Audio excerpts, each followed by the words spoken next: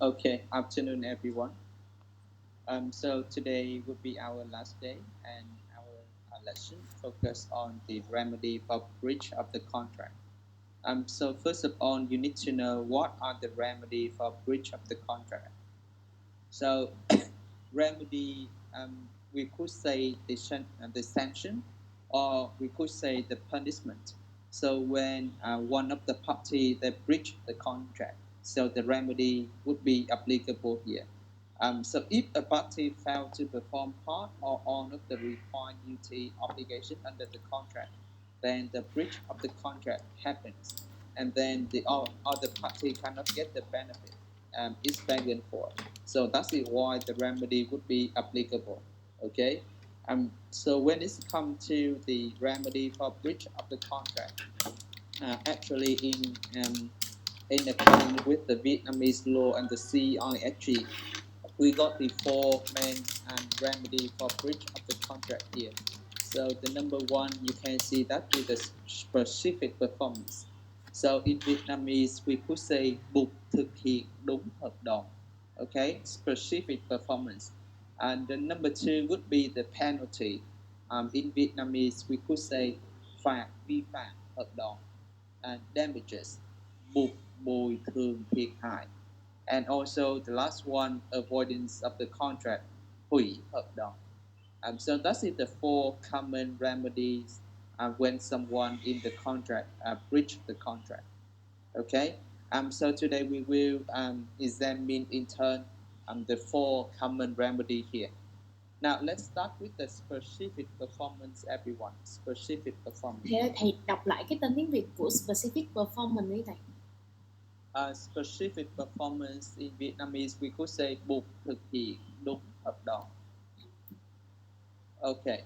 Now I got three questions for you, and first of all, you need to answer the first question.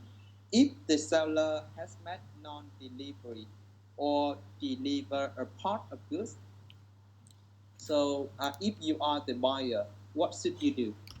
Based on Article 297 of the Commercial Law. So first of all, please refer to the Article 297 and tell me if the seller had met non-delivery. It means that they don't deliver the good to you. So what should you do if you apply the specific performance under the Article 297? Or if they deliver just part of the goods? So what should you do?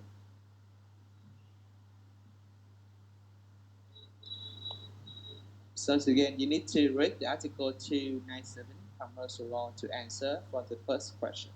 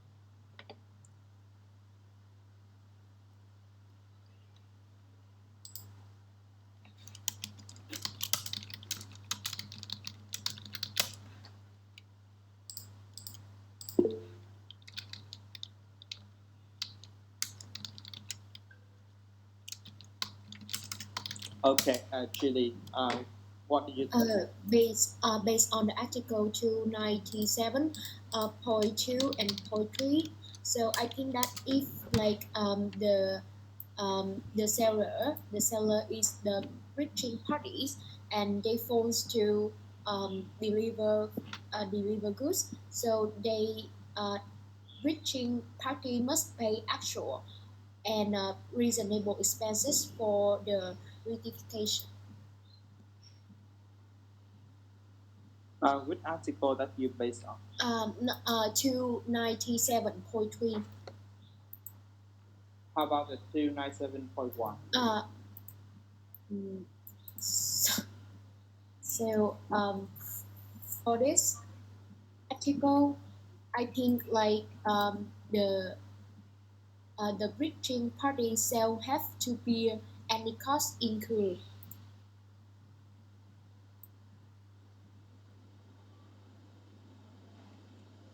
Okay. Um,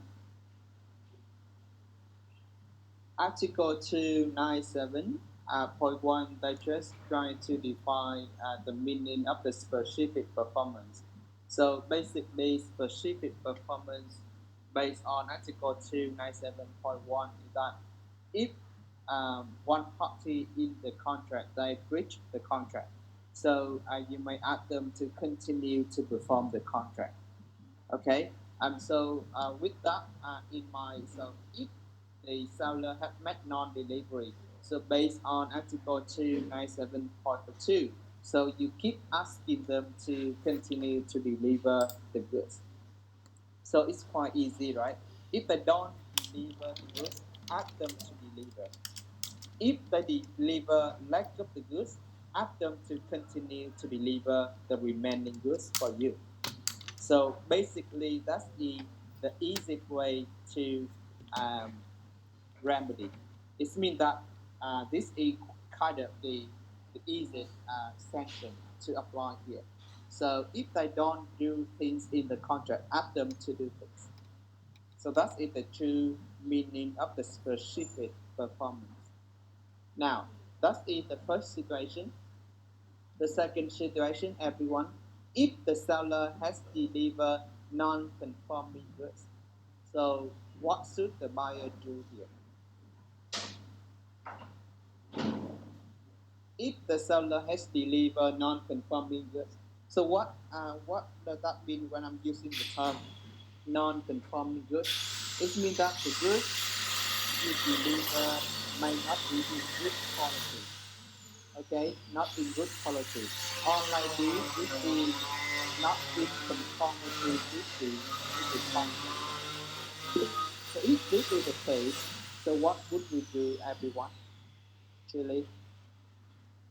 I still based on the article 297.2, if the bridging party delivers good and provide service in inferior quality, so it shall have to rectify defect of the goods or shortcoming of the service.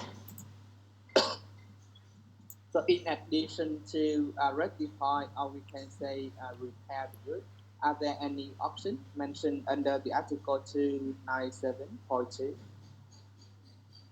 I believe that if you read the Article 297.2, but also mention another option for you to do the specific performance here.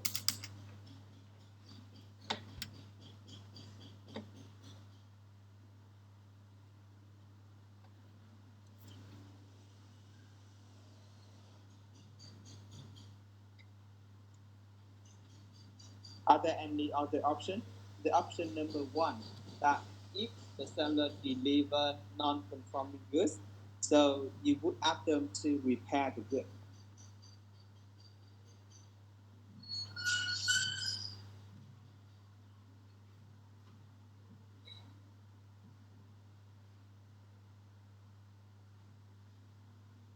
Like I just see that breaching party have to like rectify defect of good or shortcoming or like replace substitutes provide service like replace the the bad quality of food for the buyer.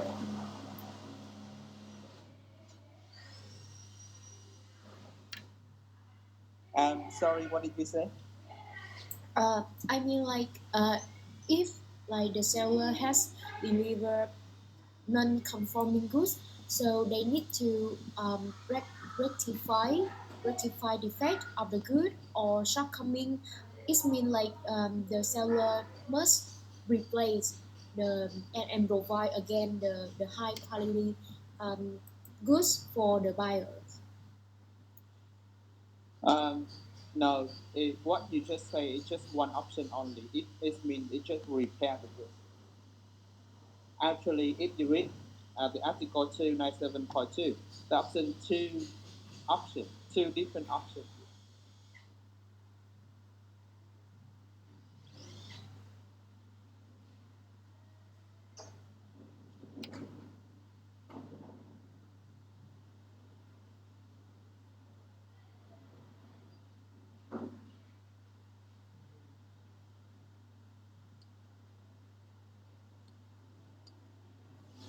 I will call down some names to continue to answer this question.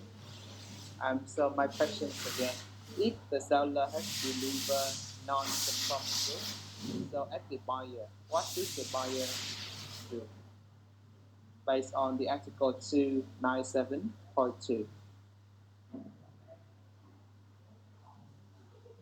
Hoàng Kim Chi, Yes. what is your answer, Chi? Yes. Um,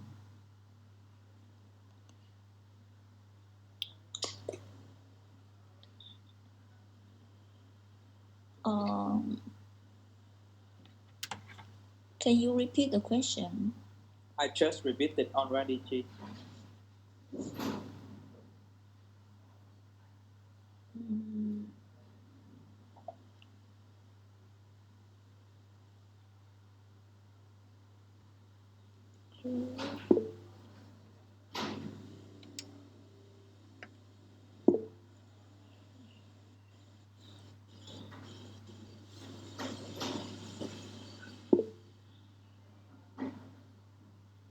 Mm, sorry, I don't know the answer. If you don't know the answer, it's fine. But if you don't know the question, it means that you don't pay attention to what I'm saying. Yeah, So I'm sorry. everyone, from now on, if I already repeat the question, but if you fail to catch the question, so you will be treated as absent of the class today. Okay. This rule is just applicable to make sure that everyone needs to pay attention to the class. Okay, because if I repeat the question over and over, it takes a lot of time. Okay, we don't have time to repeat the question. So it's your obligation to pay attention to the class. And I think that section would be important because it's irrelevant to your final exam. If you cannot focus on this session, you may fail to pass the exam. Okay? So we got another one who volunteered to answer. Yep, can you continue?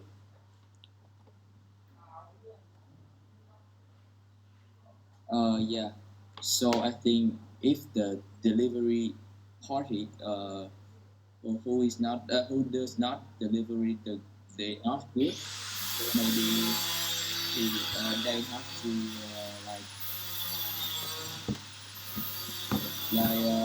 provide another good.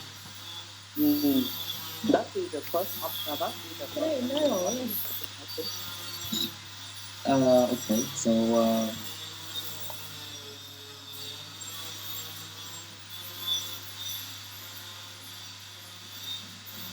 Okay, thank you, Vic. I think that I don't know if we can like renegotiate the contract. Can it be? I don't think that we need to negotiate here because the answer is already provided under the article 297.2. Minh Trung. Yes, I think that we in the article 297.2 Yep. said that the breaching party shall rectify defect or of the good or shortcoming of the service. It means like that they need to fix the problem that they're causing. And Okay. also they cannot use money or goods or service to replace the fault that they are causing. Yep. So clearly, based on Article 297.2, we have two different options. The option one is to fix the problem. Let's say if you deliver the non-conforming goods, so you need to fix that. Okay. And the option two The option 2 is deliver the substitute goods. So what it means is that okay, you can replace the good with the new one. So as the buyer clearly, the buyer prefer the second option. Why? Because they always want to get the new one rather than the one that want to be fixed, right? But actually, if you read the Vietnamese law, they fail to mention in which situation they want to rectify the good, and in which situation they want to get the new one. So actually, it may depend on the decision of the court or maybe the arbitration to decide whether to fix the good or to replace the good.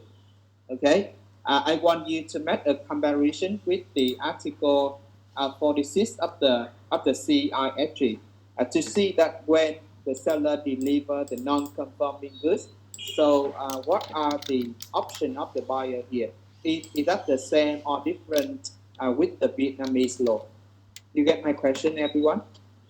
So the same question applicable to the CIFG. So if you base on Article 297 under the commercial law, so we got two options: to fix the goods or to replace the goods. But the Vietnamese law is silent on which situation we will apply which option.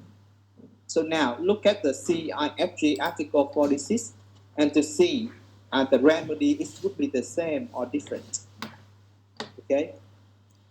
Now take some time to read the Article 46, everyone.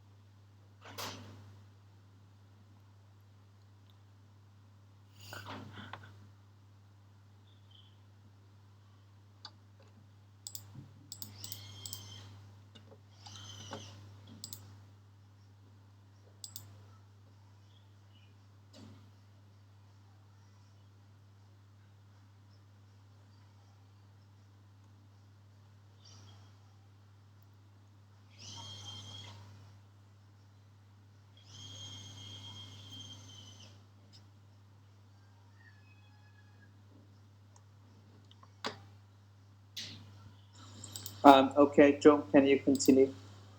Yeah, I think this is different from the commercial law of Vietnam. How is it different? In the CIFG, it said that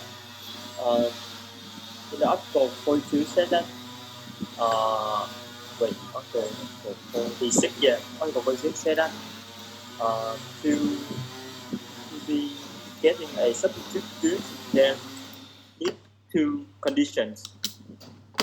The first one is like the first one is that they can show that the the delivered goods is not like in the contract. And the second condition is that they have to like giving the request of having a substitute good in a period of time, in the exact period of time. Um, Actually, I think, but I also agree that if you want to get the substitute good, so you need to satisfy several conditions. But the main condition here, they said that the lack of the conformity constitute a fundamental breach of the contract. So you need to demonstrate that that is the fundamental breach of the contract. It's not just the breach of the contract, but also this is the fundamental breach of the contract. So it means that is serious problem. Okay. But if the good do not conform with the contract, it's just a minor conformity only, non-conformity only. So you are not allowed to apply the substitute goods. You can only apply the substitute goods when the lack of the conformity constitutes the fundamental breach of the contract. Okay. Otherwise, they may require the seller to remedy the lack of the conformity by repair only. Okay. Again, I think the differences between the CIFG and the Vietnam's law is that in the Vietnam's law, it is silent on when the party may request to repair the goods or to get the substitute goods. But in the CIFG, if you want to get the substitute goods, basically you need to demonstrate that the breach of the party must be the fundamental breach. And thus is a serious breach of the contract. So it means that it's not easy to ask someone to deliver the substitute goods. Okay, but otherwise you can ask them to remedy by repair. Okay, so that is the main differences between the CIFG and the Vietnam's law. Even we apply the CIFG or Vietnam's law when the contract is not performed by the seller or the buyer. So normally one of the party may provide a grace period. So what does that mean when I'm using the term a grace period? So a grace period here, or we can say the additional time provided to other party to perform contract. So let's say if the seller has made non-delivery, so it means that the buyer will add the additional time for the seller to continue to perform the contract. Or if the seller delivers the non-conforming goods, so the buyer may provide an additional time, or we can say a grace period, for the seller to fix the good or to deliver the substitute goods. So this is stipulated under the Article 298 Vietnam Commercial Law and Article 47 of the CIFG. Now, I got another question for you, everyone. What happens if they fail to perform within the given grace period? So let's say, okay, now you deliver the non-conforming goods already. So at the specific performance applicable, so I would give you an additional time, a given grace period for you to fix the commodity. But after the given time, let's say after 3 months already, but you cannot fix the commodity. You still cannot deliver the conforming goods. So if you are the buyer, what should you do here, everyone? Okay, Chili. I think I base on the article 47 because 47.2 it say that if the is in the race period, but the seller the breaching party cannot perform the contract, so we have a right to claim damage for I don't know how to say, but based on Article 47.2. I think The last Article sentence. 47.2 here that you can provide you any remedy to deal with this situation. So to answer this question, I think You need to base on Article 49.1. 49.1. Yep. 49.1. Sorry. Can you repeat the question one more time? Question ở trên slide luôn Trung. Question ở trên slide. Joe, so the question is that what happens if they fail to perform within the given grace period? Oh, So, okay. Yep. So let's say I give you an example again. So if the seller they deliver the non-conforming goods to you, so you already provide them an additional time for them to fix the commodity. But after the given time, they still cannot perform the contract. They still can't fix the goods. Okay, so if that is the case, so what should you do? Based on the Article 40, CISG 49.1e, so in case of that, the seller does not deliver the goods in the grace period. So I think it's either serious breach and fundamental breach. Tại vì trong cái article đó nó chỉ nói như vậy thôi thầy. Okay, let me hear from author. What do you think?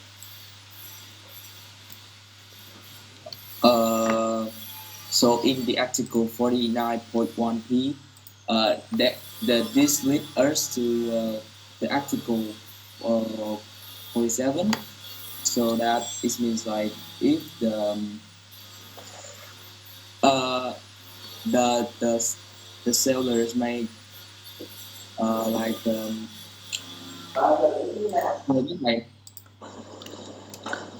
Actually, in the very first sentence of the Article 49, they said that the buyer may declare the contract avoided. Option B, in case of non-delivery, if the seller does not deliver the good within the additional period of time fixed by the buyer in accordance with the paragraph 1 of Article 47, or declare that he will not deliver within the period so deliver. Yes, it's like he's claimed damage for delay in performance.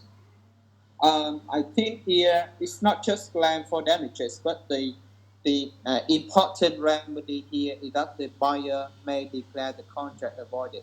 It means that you want to cancel the contract. You want to stop or terminate the contract. Okay? Yes, yep. I got it. Yeah. So if you already provide the additional time, but then they still cannot perform the contract, so you have the right to avoid the contract. You have the right to terminate the contract, and of course, you can ask the breaching party to pay the damages for you.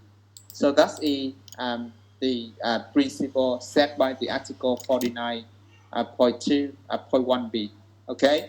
Under the Article 299.2 Vietnam Commercial Law, they just mentioned that if someone failed to perform within the additional time, so you have the right to apply all the remedies. But they didn't clearly say that in this situation you can avoid the contract. So I think that is the main difference between the CISG and the Vietnam's law regarding this issue. So if someone failed to perform the contract, the Vietnamese law is unclear whether the party can cancel the contract or terminate the contract or not. Sorry, Zeno, you forgot to turn off your micro. Okay, so again, that's the differences between the CISG and the Vietnam's law, everyone. Wait, sorry, my mic is off. Okay, that's fine. Oh.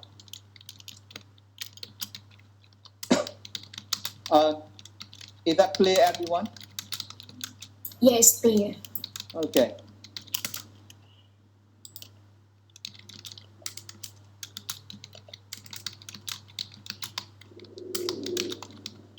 Now, let's talk about the penalty, everyone.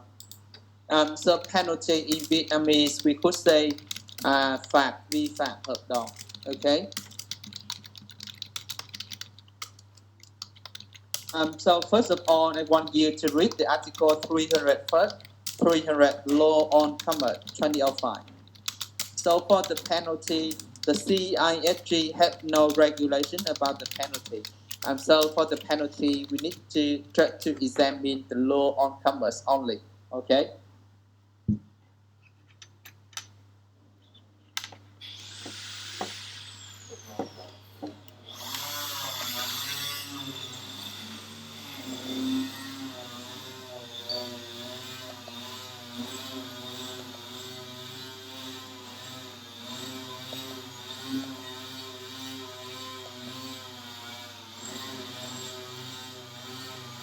Okay. Gino, are you there? Yes, I'm here. Okay. So I got the question for you. So let's say you and me together, we sign the sales contract. Okay. Okay. But you deliver the goods to me, but then you deliver 1 month late. Mm. In the contract of us, our contract is silent on the penalty. But then because you deliver 1 month late, so can I say that, okay, because you deliver 1 month late, so I will charge you a penalty. So like 10% of the value of the good that you deliver late. So do you agree or not?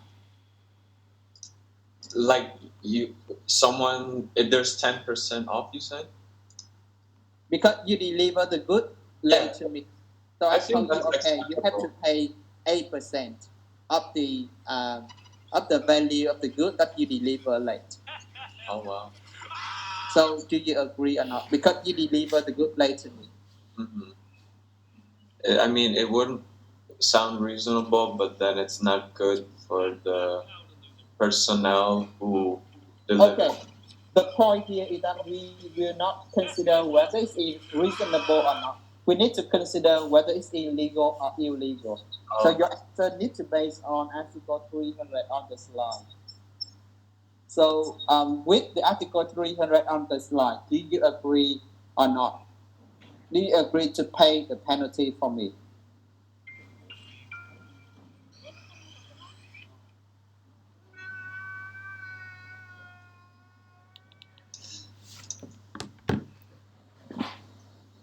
Like in case it's a liability, it's approved.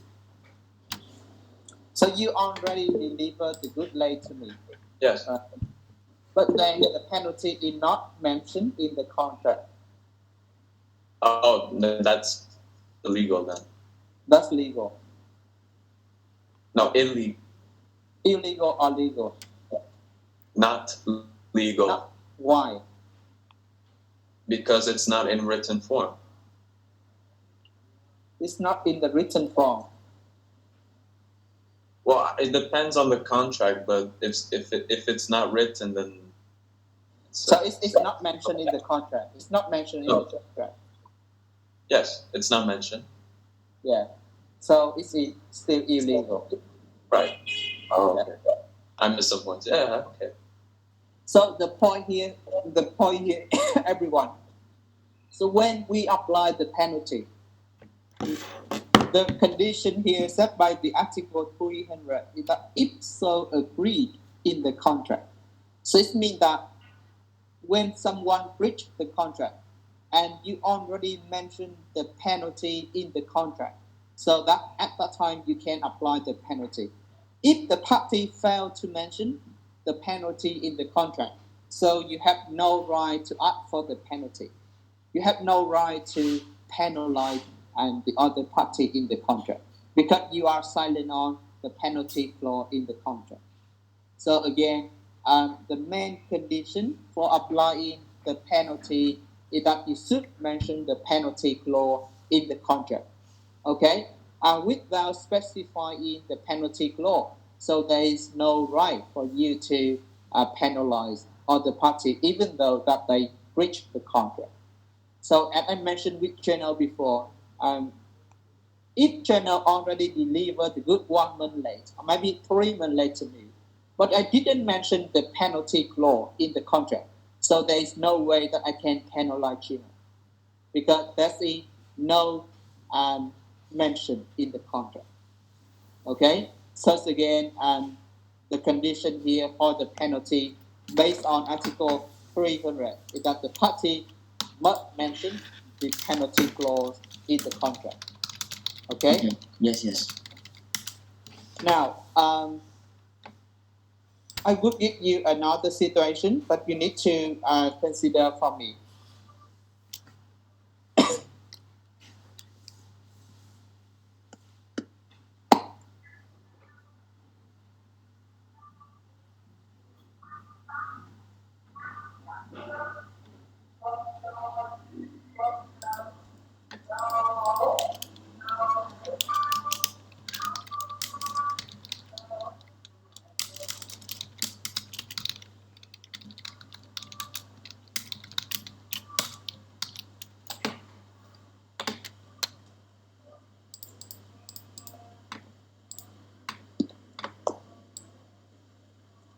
So this is the case study, and this is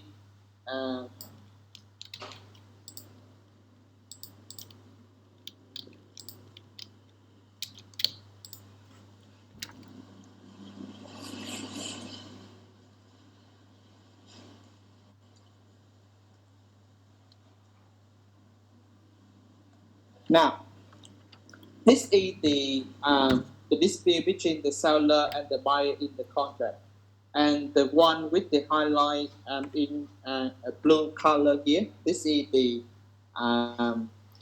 penalty clause in the contract.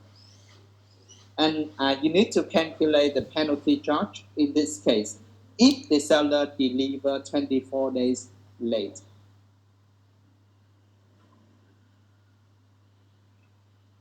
Please provide me the answer in the meeting chat. So the first three correct answer would be calculated the bonus point for your final exam. Okay. So write down your answer on the meeting chat for me as soon as possible. And the first three correct answer would be added point to your final exam.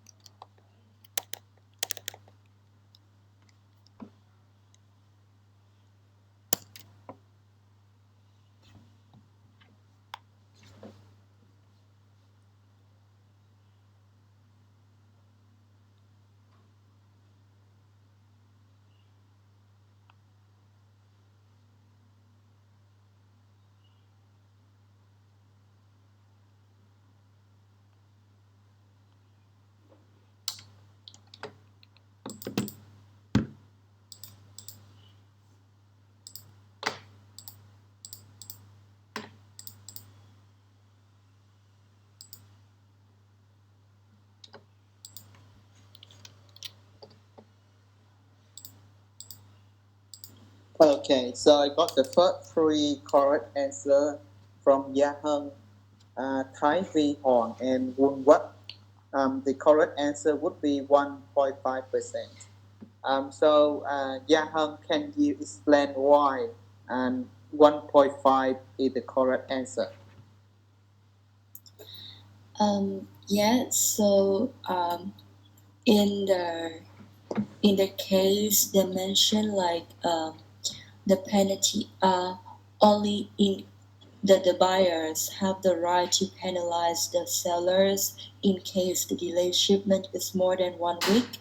And in the questions, we say that the seller delivered 24 days late. So we have 24 days late minus 7 days for the 1 week. And we have, so in total, we have 17 days late that the buyers, the buyer have the right to charge the fee. So as you said, like the penalty is charged at 0.5% for every 7 days. So so in 17 days we have uh, 2 weeks, 2 weeks and 3 days, 3 odd days. Yeah, 2 weeks and 3 odd days. So in total, but in the case we also mentioned like odd day will count it as a 7 days. So yeah, 7 days for the week number one is 0.5%. 7 days in the week number two is 0.5%, and thus 3 days, 3 odd days also count as 0.5%.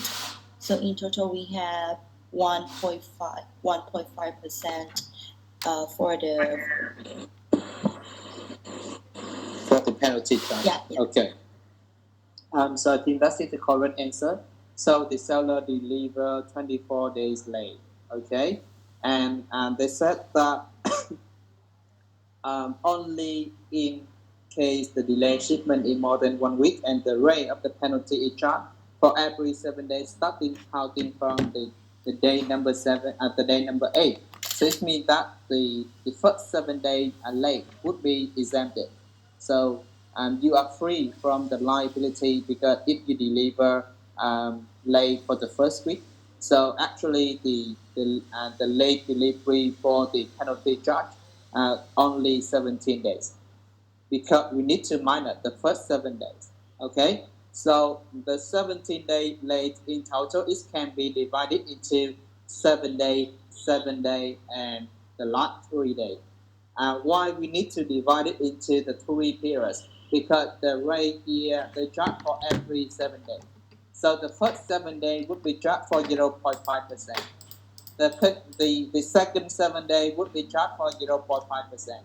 And the last one is the third, the 3 odd days. And the law said that the contract the contract said that odd days less than 7 days should be counted as 7 days. So 3 days would be equivalent to 7 days. So you will be charged in total 1.5%. Is that clear, everyone? Yes, So- it clear. Okay. Em đọc đề ẩu á thầy, em đọc là không có tính cái lẻ ra. Okay. So we got Yaheng.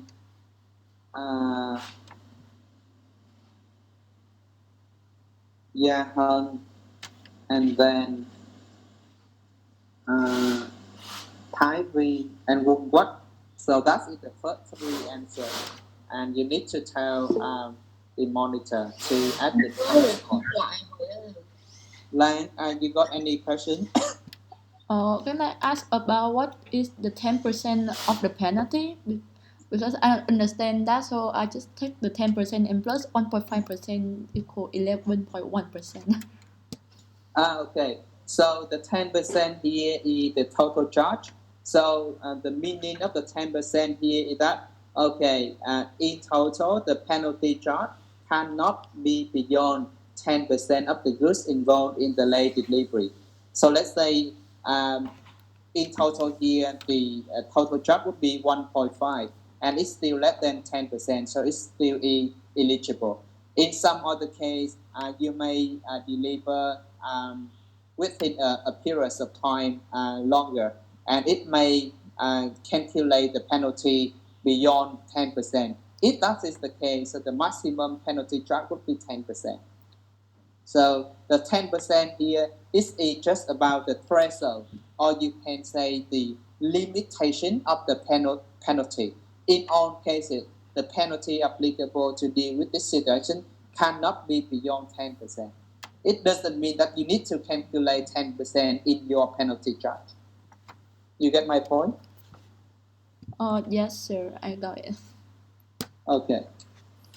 So I think many of you here have a misunderstanding because you calculate 10% more. Okay? So it might lead to 11.5. Yep, so it's incorrect. Now, according to the commercial law, actually there is one more article which is very critical that I want you to remember. That is the Article 301 Law on Commerce 2005. They said that the five level, or we can say the threshold, which is the maximum 5 level in the contract.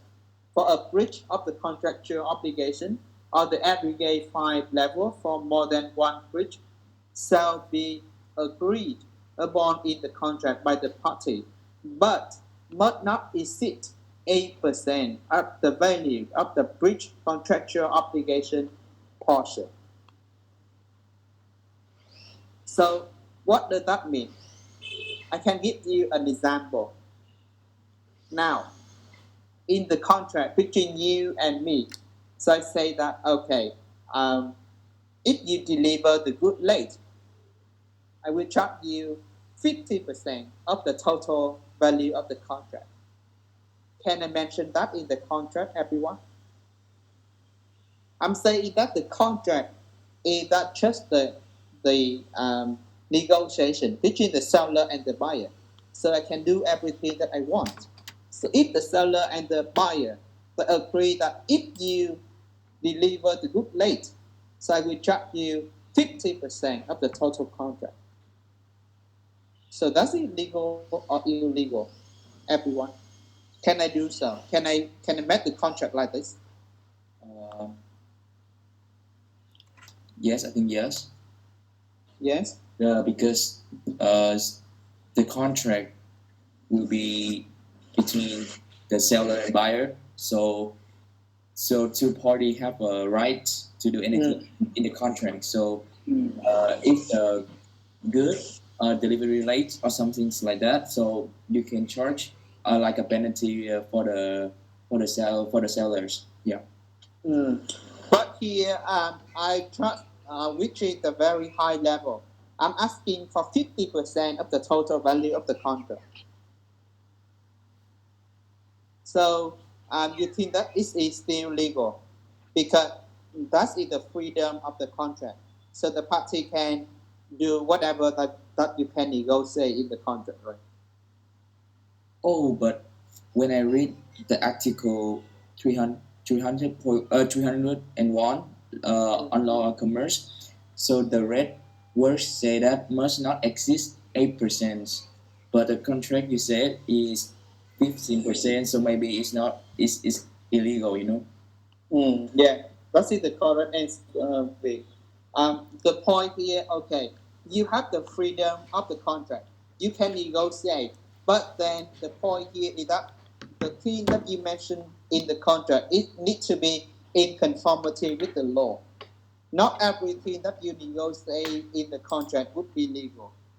According to the Article 301, the law said that, okay, you still have the right to negotiate at the penalty level. But in all cases, it cannot be beyond 8% of the value of the breach contractual obligation portion. This means that if you agree a higher level than 8%, so that's invalid. And if that is the case, so the court or the arbitrator here, they may adjust the fine level up to 8% only. That is the maximum fine level that you can negotiate in the contract. If you negotiate a higher level, and if that happens, the court or the arbitrator, they may adjust to 8% only. So that is the point that I want you to remember. When you write the contract in the future, when you put the penalty in the contract, please remember the maximum fine level under the Vietnamese law is 8% only. Okay?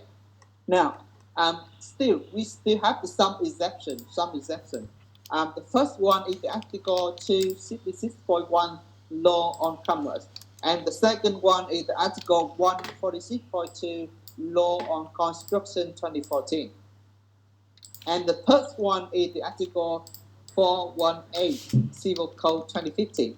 So I want you to read the three different laws here and to make the comparison between the 5 levels set by the Article 301. So those are the exceptions set by the law. So I would give you another 5 more minutes to read the 3 different laws and tell me what are the exceptions here. Okay?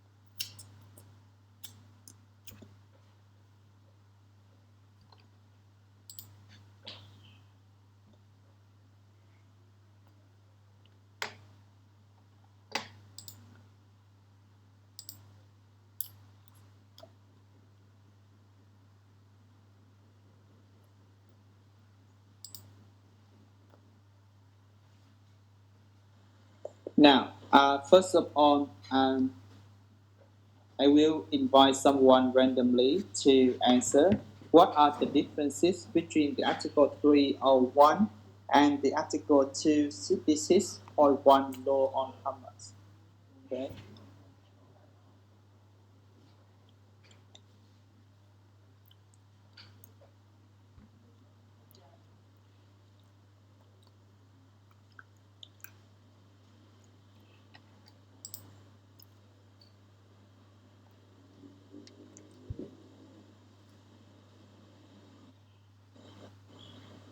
Tuấn Anh. Yes, you asked about the difference between the Article 301 Mm. and 266 bond 1, right? Yeah. Um,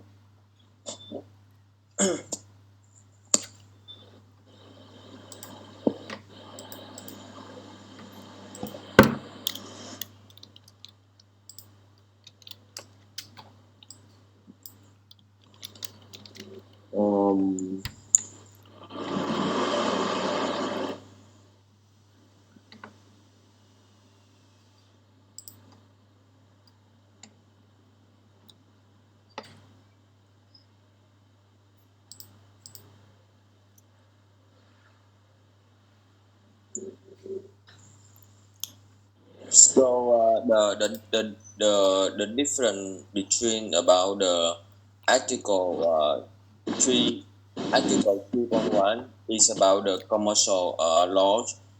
If you file the contract, you will repay not over 8% of the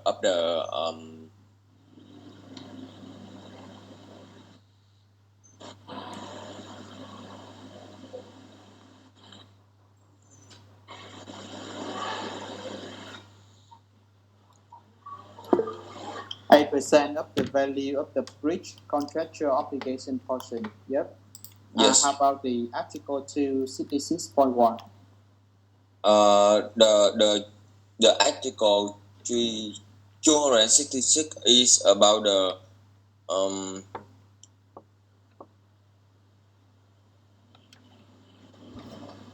they have to pay about the fine who they have to pay the fine which is fixed on about the contract.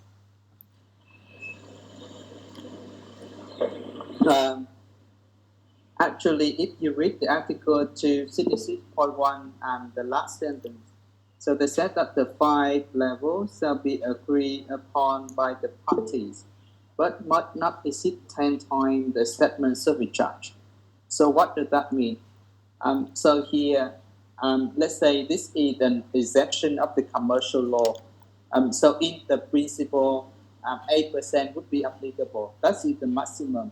But if you work with the inspection company is the company they will inspect the goods or inspect the commodity, and the issue might be the certificate of quality or certificate of inspection to confirm that okay your good is in conformity with the contract. But if they deliver you the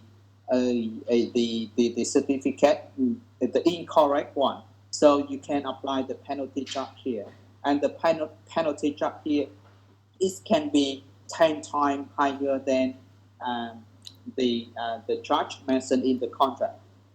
So if this is the case, you can see that it can be beyond 8%. Okay, but then this is the first exception that you need to know. So when you work with the inspection or the inspection company, so the point here is that you can negotiate the penalty charge, and the maximum you can do is that you can mention it, and the maximum is 10 times higher than the settlement service charge. And this is the exception because it might be higher than the 8% of the total value of the breach contractual obligation portion. Okay, so that's the first exception that you need to know. And the second option, the second exception mentioned under the Article 146.2 Law on Construction 2014.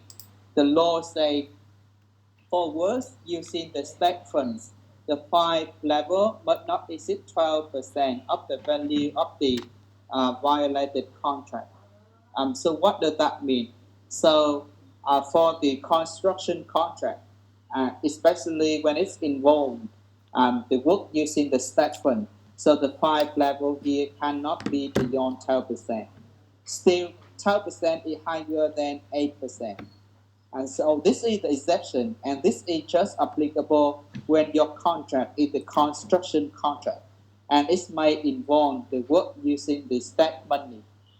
Okay, so that's the two exceptions under the law on commerce and law on construction. Another exception, I want you to read the Article 418 of the Civil Code. The Civil Code actually they also mentioned the penalty here, everyone. But actually, the penalty under the Civil Code and the penalty under the commercial law is quite different. Can you tell me what are the differences between the commercial law and the Civil Code regarding the penalty here? So you need to make the comparison between the Article 300 and 301 of the commercial law and Article 418 on the slide of the Civil Code. Please raise hand if you got any differences between the two laws here.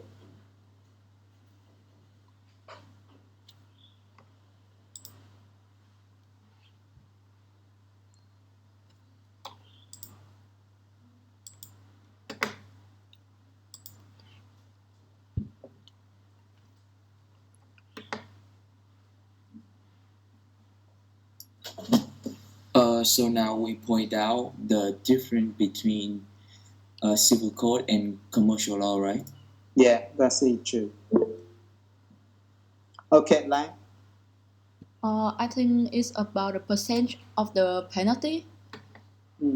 Like in the commercial law, it says that it's not over 8%, but in the civil code, they don't mention any like the limit. Yeah. Do they mention the limitation under the Civil Code, Lang? I don't see like I can see any limitation. I think so. Yeah. Yep. So I agree. So that's the first difference between the two laws. According to the commercial law, they impose the 8% limit. Okay. But under the Article 418.2, they said that the fine level shall be agreed among the party. So what we can take away here is that there is no limitation about the threshold under the Civil Code. So basically, you can agree a higher level like 8%, 10%, 20%, 30%. This is totally understandable because the party have the right to do so. But if you compare to commercial law, you are not allowed to agree if it is beyond 8%. So you can negotiate. It can be 5%, 3%, 7%. But in all cases, it cannot be beyond 8%. Okay. Yep. So that's the main differences between the five level under the civil code and the commercial law.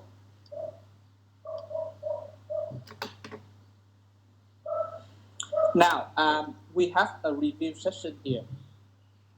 So I would give you another 10 minutes to decide whether the statement mentioned on the slide here is true or false.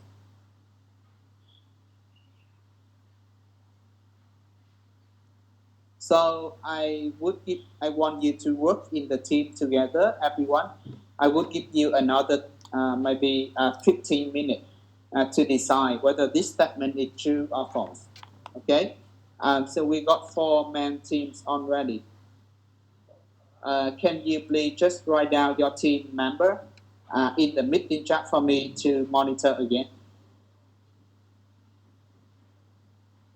Let's say team number 1 and who are the team member. So just write down for me to easy to control.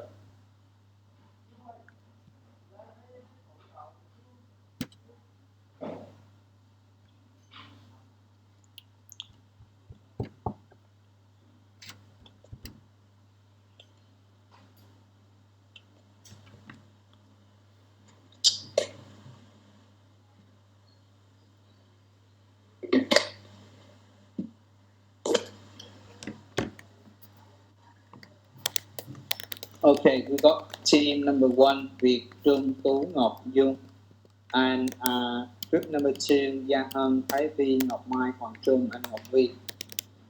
Team number 3, team number 4, speak up, everyone, write down your team member here. Team number 1, are you willing to take another member? Check. What? Excuse me. Gino, I think Gino's not in the team yet. So, But I think that our team is 5 member already. 1, 2, 3, 4, 5. Ah. How about the team? Okay, let me see. If team number 3 and number 4.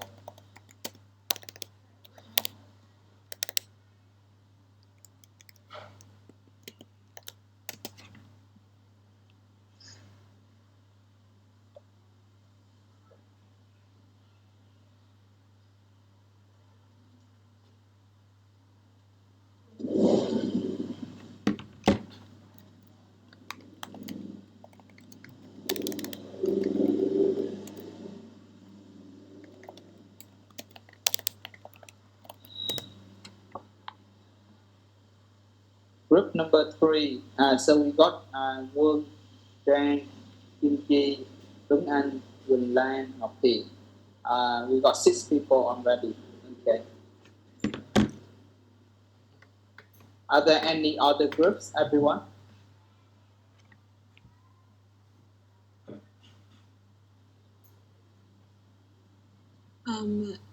Sorry. Yep. Actually, Ngọc Thiện was in my group.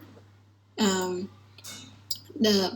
every section, so I'm asking why he's in group of Lan now. Okay. Are you in the wrong group? No, actually, I want to change the group. So you want to join the group? Yeah. Okay. Yep. So maybe the group number 4, we replace Ngọc Thị with another member, Gino. Gino, are you there? Yes, I'm here. Okay. So you would go with the last group. So the last group, please also include Gino in your team, please. Yeah, choose me.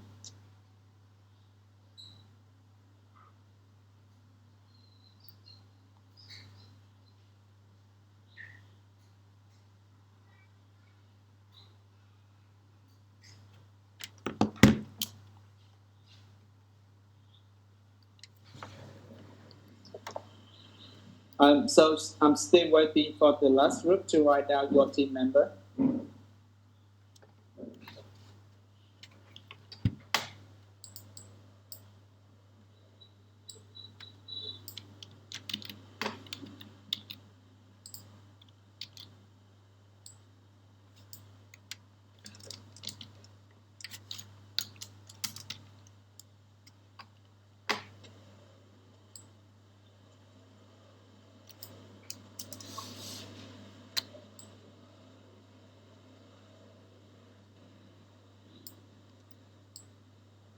Trúc, are you there?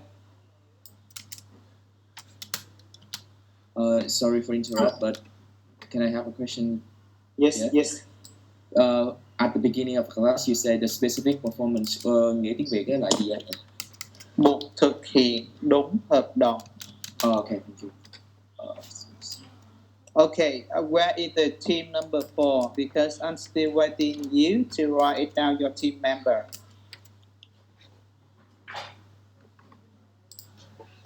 Mr. Tâm. Yes. Nhã Trúc will join in my group.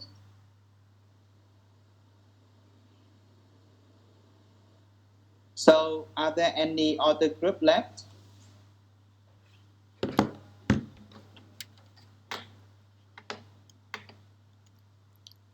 Because here we got just only 16 members.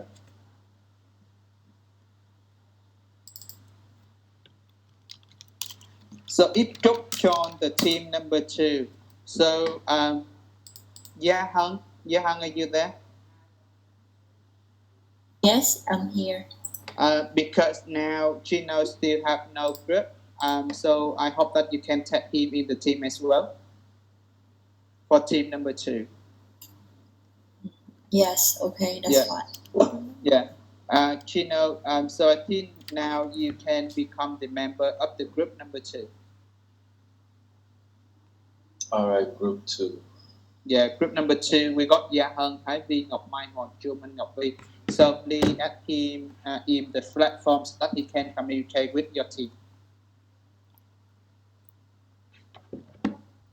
So we got 15 minutes to answer the question and write down the answer on your Padlet. Support with your answer, your explanation, and your article.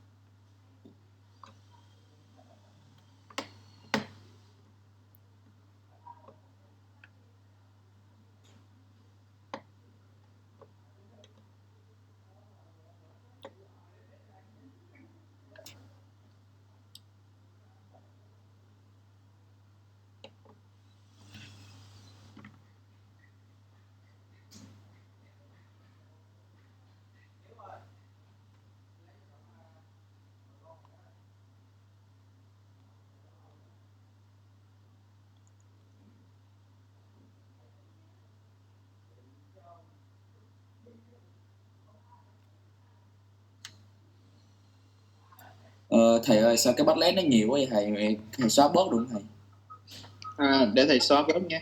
Dạ, tại nhiều quá bị loãng á thầy.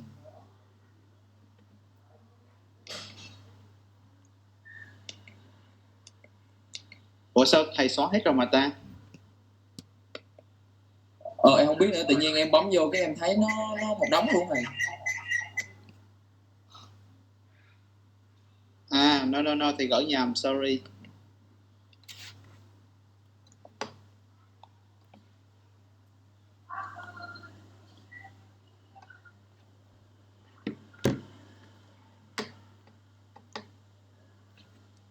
Thầy ơi, hình như thầy gửi lại y chang cái đó hay sao thầy?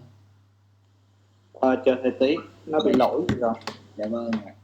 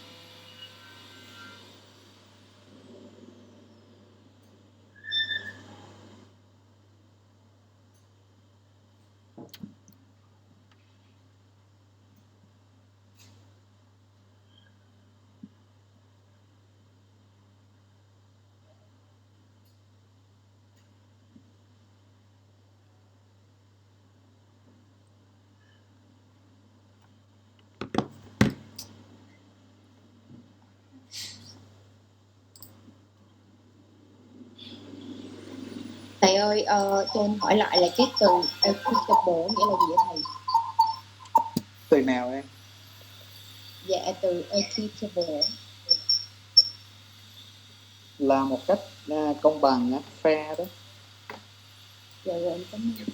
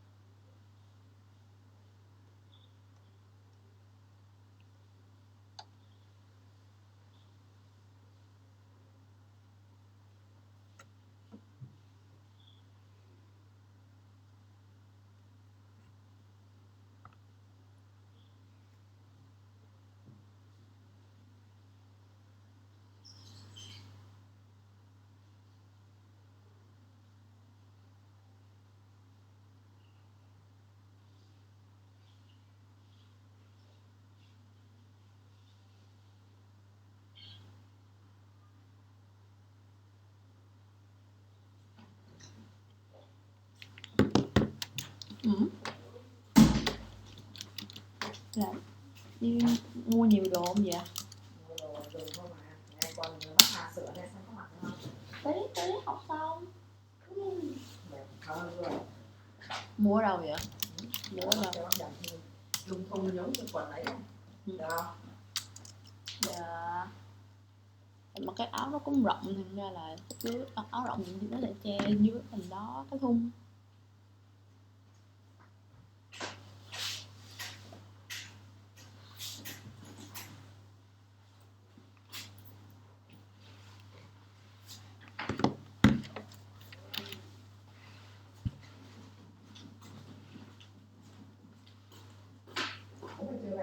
Không, chưa, dạ hết.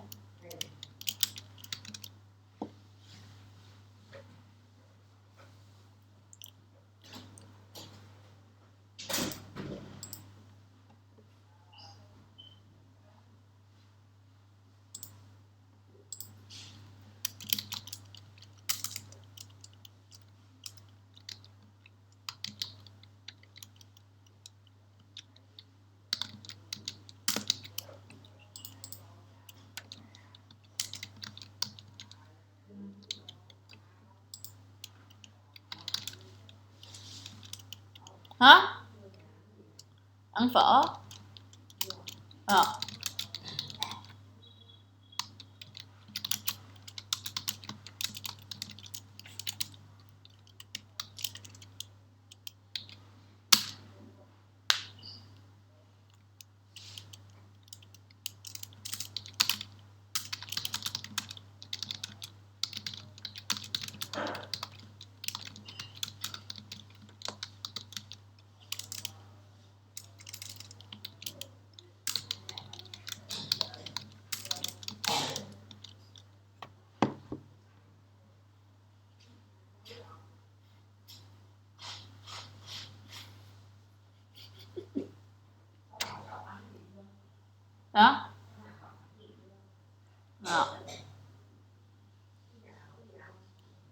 Có phở.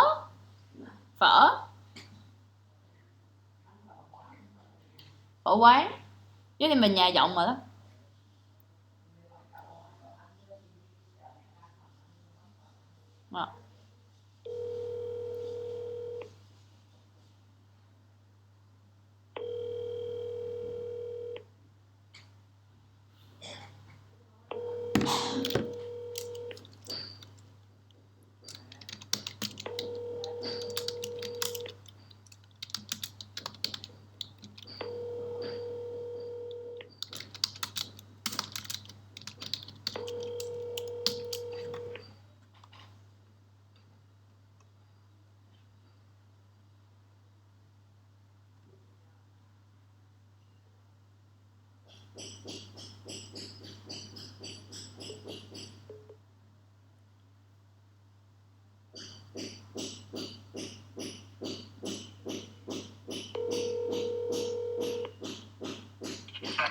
Alo. Anh đặt rác cho bố từ công ty về nhà đi. Dạ.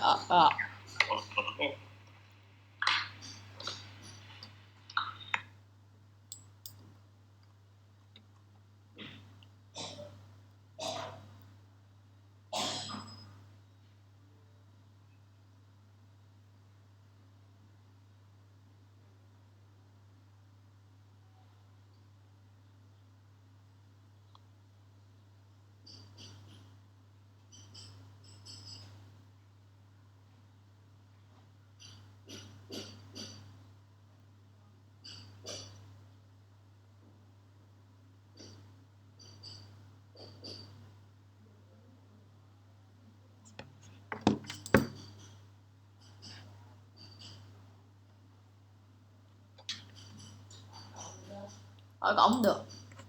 Để tên chưa gọi cậu lại. Nãy đang gọi thì bố bóc máy. Ủy ban nhân dân thành phố Hồ Chí Minh kính chúc người dân mạnh khỏe, an lành, đề nghị luôn bình tĩnh, thận trọng và điều chỉnh thói quen thích ứng với cuộc sống có dịch Covid-19.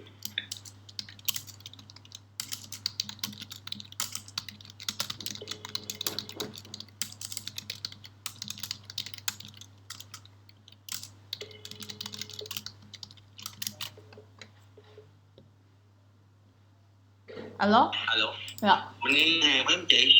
Một ngay chỗ đằng sau cái đằng sau lưng ngân hàng đó anh. 4146 đúng không? Đúng rồi. Rồi để ngoài đây. Rồi, em đợi tí.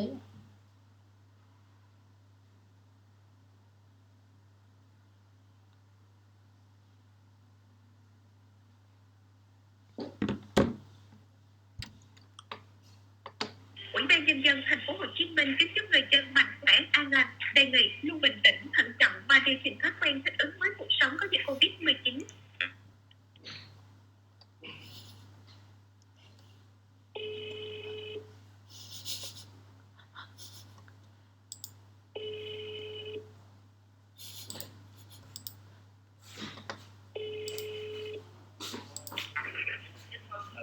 Bố ơi, ráp tới bố xuống rồi bố.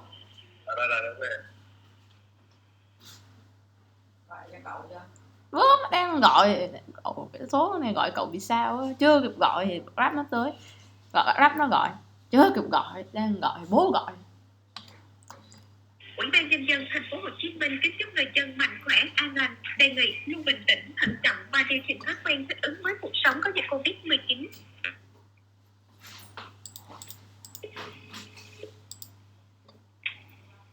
Thì sao? Cậu ơi, mẹ hỏi bố anh chưa? Gọi Quynh, mẹ hỏi cậu anh chưa? Chưa anh thì chở mẹ đi ăn á. Bạn đi ăn rồi. Đi ăn cơm rồi. Vậy hả? Cậu Cậu ăn cơm đâu? Cậu ăn cơm đâu? Đường D5 nè. D5. Trên Điền Châu rồi đó. Có chỗ mình bánh canh đó hả? Hay cái lẩu lược, cái bánh mì, cái bánh bún luôn. Đúng rồi, gần tới á. Chưa tới bánh canh. Rồi, biết ở đó rồi. Cơm chiên này hả? Cơm. Rồi Cơm chiên kêu luôn. Cái gì là kêu luôn. Mẹ gọi mẹ ăn gì? Ăn gì biết nó có bán cái gì không mà ăn. Cậu ăn cái gì? Cậu ăn cái gì? Cơm chiên bò, cơm chiên hải sản, cơm chiên Dương Châu.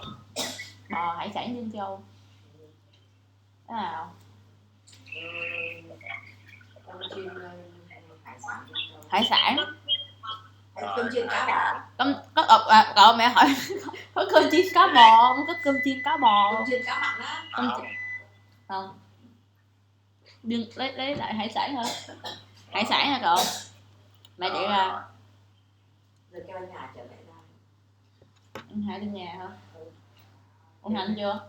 Sợ chiều anh Hà lên ngủ chứ. Mình D5 à? D5. Cái gần chỗ miếng lươn á. Nhưng mà mẹ đi thẳng. Cái chỗ đó anh này gần cái ngã 4, ngã 3 gì á.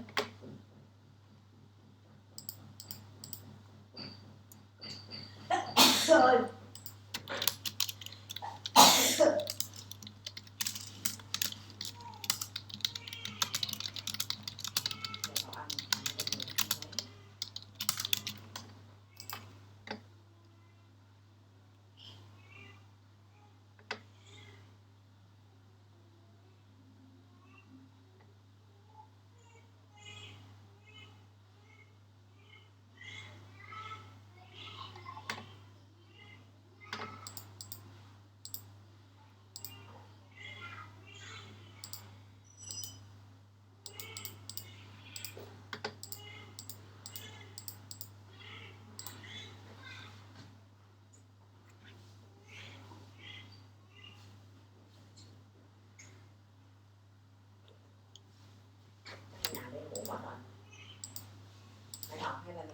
Học. Đạp xe đi. Xe đạp không? Để gọi anh Hà. Anh Hà với bà chắc chưa ngủ rồi, bấm điện thoại. Anh Hà xuống chợ mẹ đi ăn đi rồi anh Hà ăn rồi về ngủ.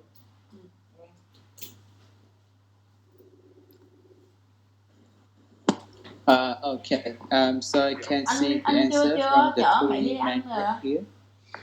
Let's start with the group number 1. When you mentioned this is the true statement, can you explain more? Việt, Trung, Tú, Ngọc, Trúc, and Xuống Dung. liền nha, xuống liền á. Thì nói không ăn đồ. Xuống liền đưa mẹ đi ăn kìa, ngay D5 á. Không ăn Hà mang đồ ăn để đồ ăn về cho. Đâu, bảo chở mẹ ra. Mẹ ra ăn rồi mày về, mày đi với cậu về.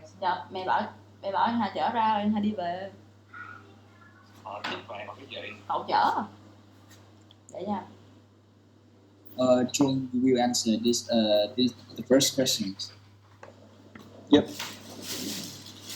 Yeah, I'm here. So my question is it a true statement? Because according to the article 299.1 in the commercial law,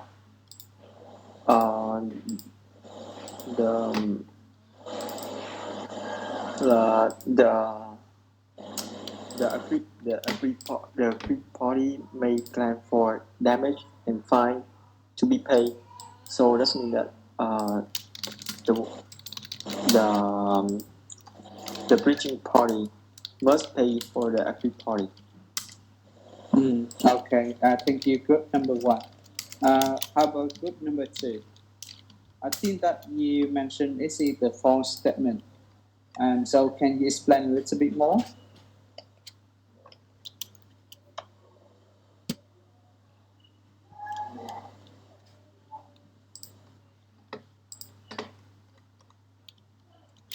You said group number 2, right? Yes. Can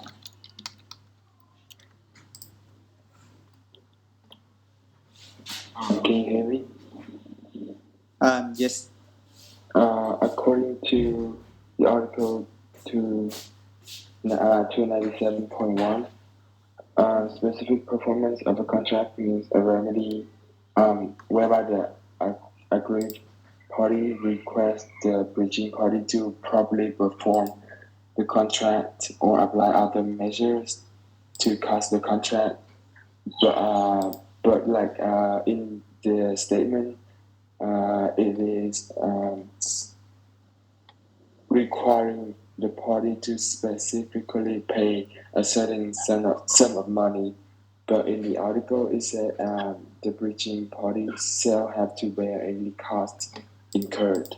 That means if any cost incurred, the breaching parties shall have to pay it, but not like to specifically pay a sum of money. Okay, that's it. The point from the group number 2. Thank you. So how about the last group, the group number 3?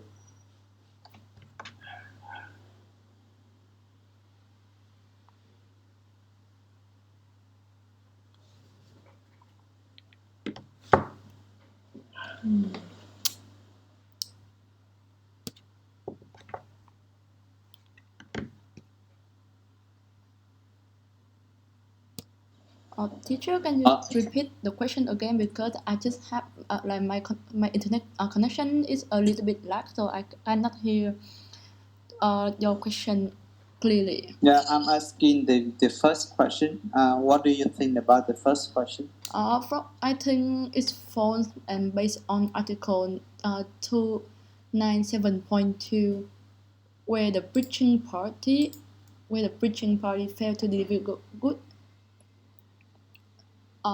They fail to do the specific performance in the contract. They have to deliver good in full or provide service in accordance with the contract, where the breaching party deliver goods or provide service of inferior quality.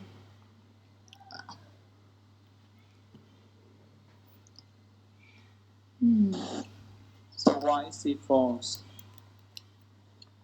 Because I think that if they can provide, if they breaching the party, if they breach the party fail, they can deliver another good. It does not have to pay the money, pay the certain sum of money to the party B.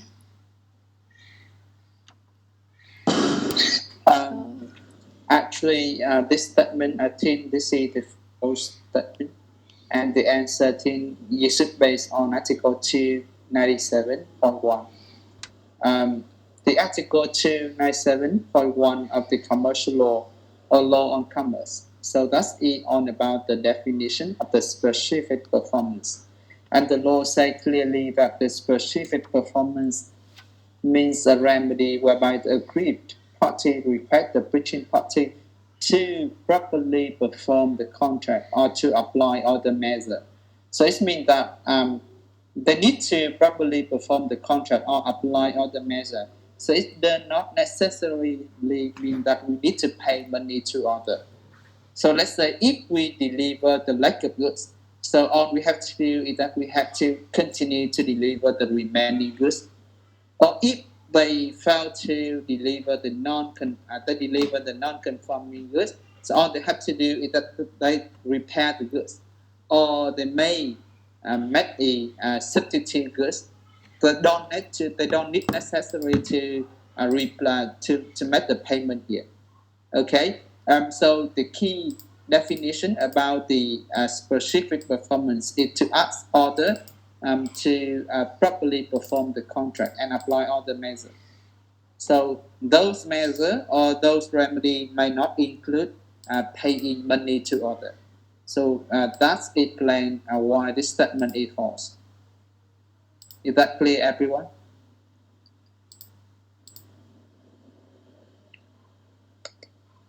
So again, to pay a certain sum of money, it could be part of the specific performance, but it cannot provide the full definition about the specific performance here. So I hope that is clear to you. So number two. Number two, it is true or false. Let's start with the number one, the group number once again. I will answer the question number 2. I think our group thinks that this statement is true because we base on Article 300 of Law and Commerce. They said that the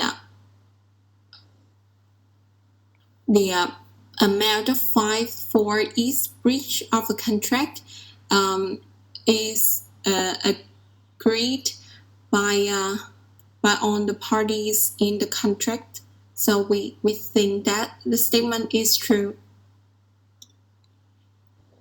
Yep, I think that is the correct answer. So if we base on the Article 300 of the commercial law, the penalty is applicable when it is agreed by the party in the contract. So if there is no mention in the contract, so clearly that contract, the penalty is not applicable. So again, the legal basis is the Article 300 of the Law on Commerce. So that's it, the true statement. Now, number 3. Group number 2, can you answer this question for me, please?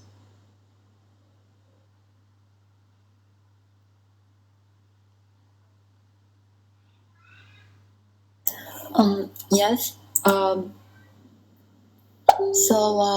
in the third statement, our group think it is true because we based on the Article 301 Law on Commerce and Article 418 on the Civil Code law, and we realized that the fine for the breachment must be agreed between two parties. If you said that it's agreed between the two parties, so I think that's the true statement, right? Yeah. Our group thinks it is a true statement. So okay. So I think both the 3 main group here also, this is the true statement except for the group number 3. Group number 3, what do you think? I think it's false because the commercial law it said that the penalty not exceed like 8%, but in the civil code it doesn't mention any limitation of the threshold, so that they can make it about 20 or up to 30%. I think so. Yep. So actually under the civil code there is no penalty threshold. But under the Article 301 of the commercial law, the penalty threshold would be 8%. So it cannot be agreed between the party in the contract because the law also mentioned the threshold for the party. So we can negotiate, but it cannot be beyond 8%. So for that reason, the number 3 would be the false statement, everyone. Is that clear, everyone? Excuse me, can you repeat again? Thank you. So for the number 3, the statement would be the penalty threshold must be agreed among the party, but agree among the party is not sufficient because according to the commercial law, Article 301, the penalty threshold here is that it cannot be beyond 8%. So it means that it cannot just be agreed between the party. So let's say if you agree more than 8%, it would be invalid. So the penalty threshold here is set by the law. It cannot be agreed by the party in the contract. So in all cases, it cannot be beyond 8% under the commercial law. You can do so under the civil code, but for the commercial law, the penalty threshold is not more than 8%. Is that clear, everyone? Yes, I understand. Thank you. Okay. Now let's move to the another sanction. In reality, we could say the damages. The damages. So if you read the Article 303 here, everyone, that is the law actually that mentioned the 3 main conditions for applying the damages here. Liability to pay damages shall arise upon the existence of one of the following elements. Number 1, you got the breach of the contract. Number 2, you actually suffering from the material loss. And number 3, the act of breaching the contract is the direct cause of the loss. So that is the condition for the damages. Now compare the condition for applying the damages and applying the penalty. Did you reckon any difference between the damages and the penalty under the commercial law, everyone?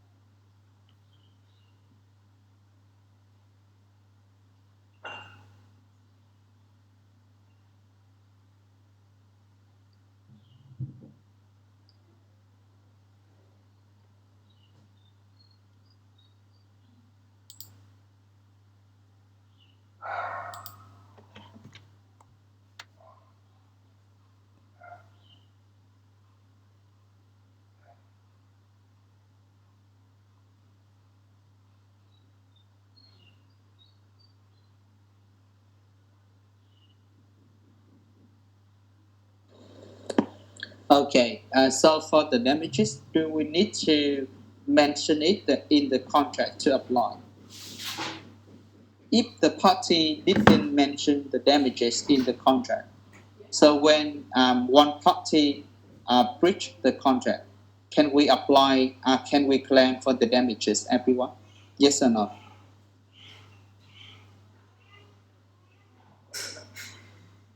Do we need to mention in the contract to apply the remedy of damages?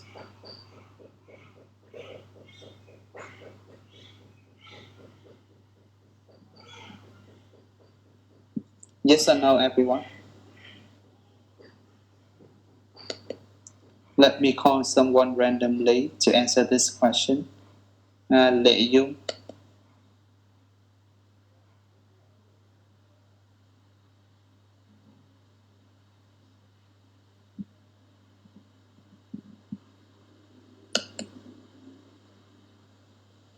Dung is absent today.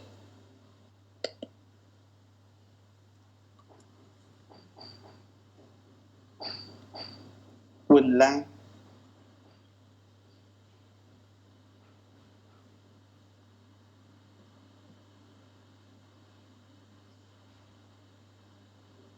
Quỳnh Lan is absent either.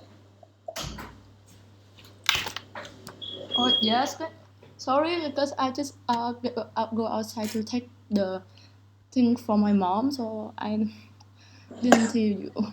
So I'm sorry. Okay. Are you able to take the question? I'm still looking at the two two articles, so I don't know. Yeah. Okay, so you see the article on the slide there, the Article 303 Law on Commerce. Did you see it on the slide, Lan? Yes, I can see it. Okay, so this is setting the condition for applying the damages in reality. So my question for you is that if you and me together in the contract and we are silent on the damages, if you breach the contract, so can I apply the damages, given that we didn't mention that remedy in the contract? So you get my point? Yes, I can understand that. Yeah. So you can answer based on this Article 303. Yeah? Yes. What do you think? I think we cannot apply the Article 303 because before that you say we are silent about the damages, right? Yeah. Yeah. And so that if we make a breach, we cannot apply the Article 303. But actually, if you read the Article 303, they didn't mention that we should or should not mention in the contract.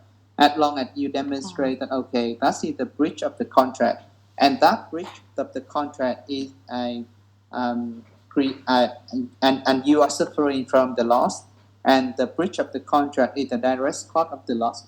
So actually, they didn't mention whether we should mention in the contract or not. As long as you demonstrate that, okay, this is the breach of the contract and you are suffering loss from the breach of the contract, and that's it. That you can claim for damages at any time. You get my point? We don't need to mention in the contract here, and I think that's the main difference compared to the penalty. Looking back the Article 300 of the penalty, everyone, you have to mention the penalty on the contract to penalize someone, okay? But for the damages, you don't need to mention it in the contract. Even that you mention that or not, you still can have the right to claim for damages because it actually you suffer from the loss and that someone breached the contract. Is that clear, everyone? Yes. Okay, so as long as you demonstrate that, okay, this is the loss that I have to suffer, so you need to provide the evidence to show with the judges, to show with the arbitrator that this is the loss that I have to suffer in reality.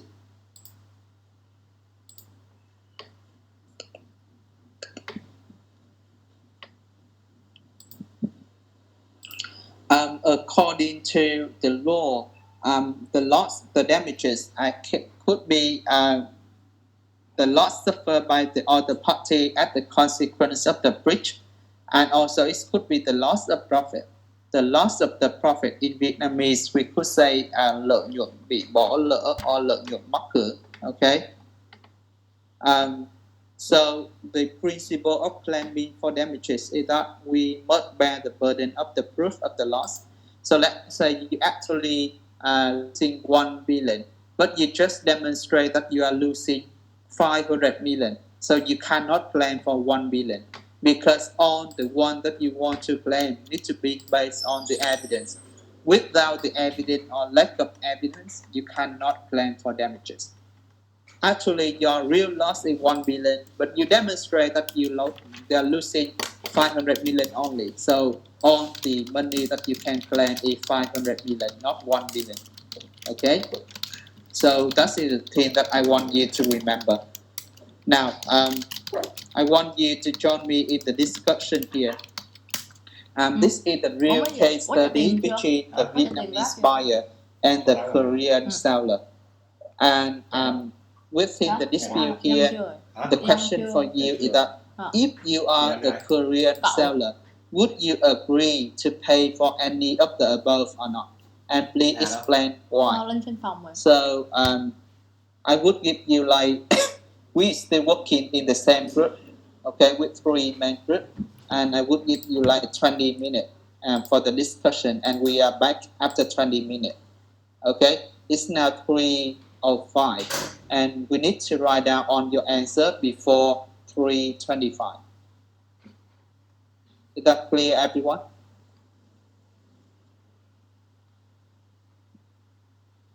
Yes. Okay, so if there is no question, so just work with your team and then write down the answer for the discussion. Time is yours for now. So the answer we answer in the part 2, right? Yeah, that's true. Yeah. Okay.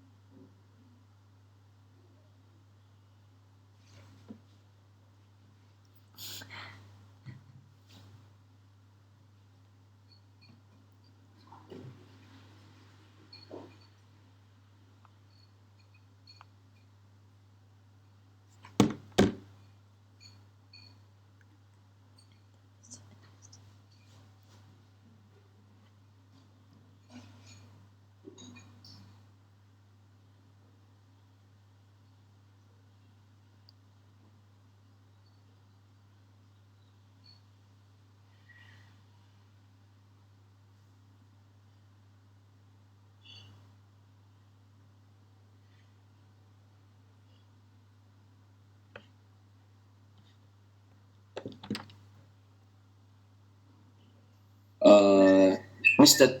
Tam? Yes. Can you go back to the previous slide that I want to take a pictures of the principle of claiming damages. Okay, so I believe on that one already in the slide. Oh yeah, this one. Okay, thank you, sir. Ủa, hỏi này hả?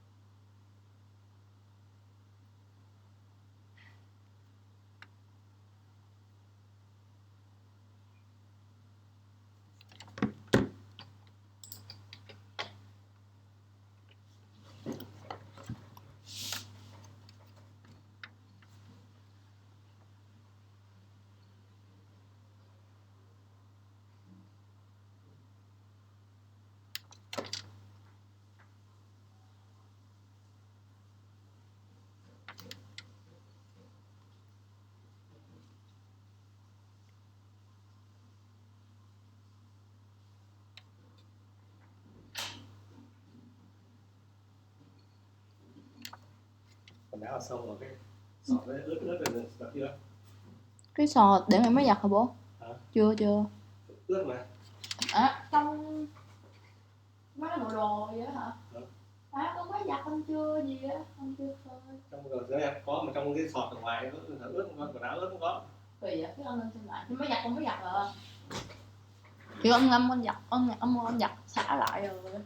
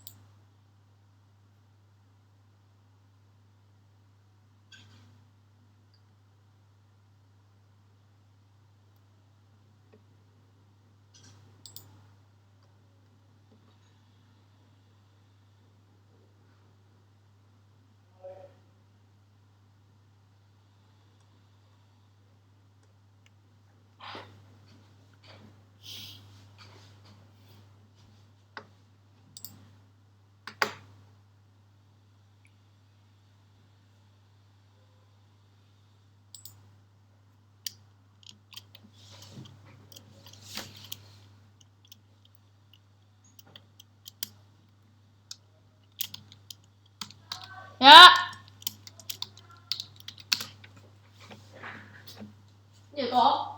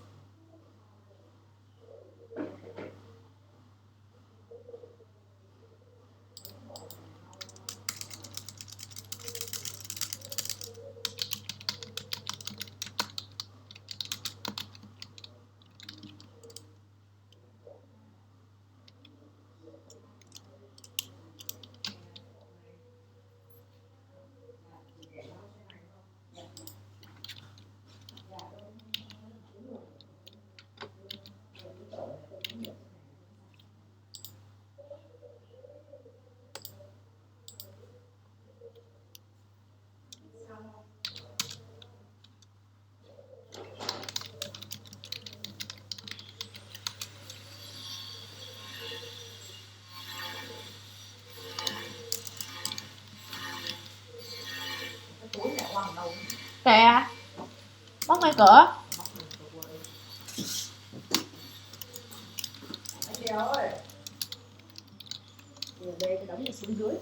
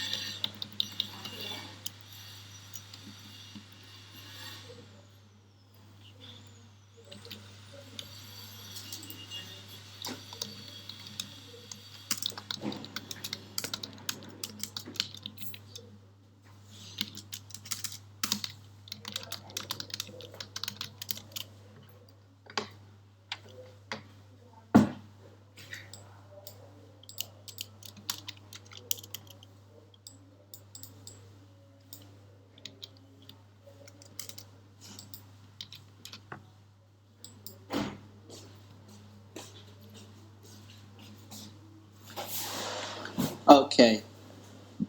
So let's see number 1. I would like to invite the group number 1 to present your answer.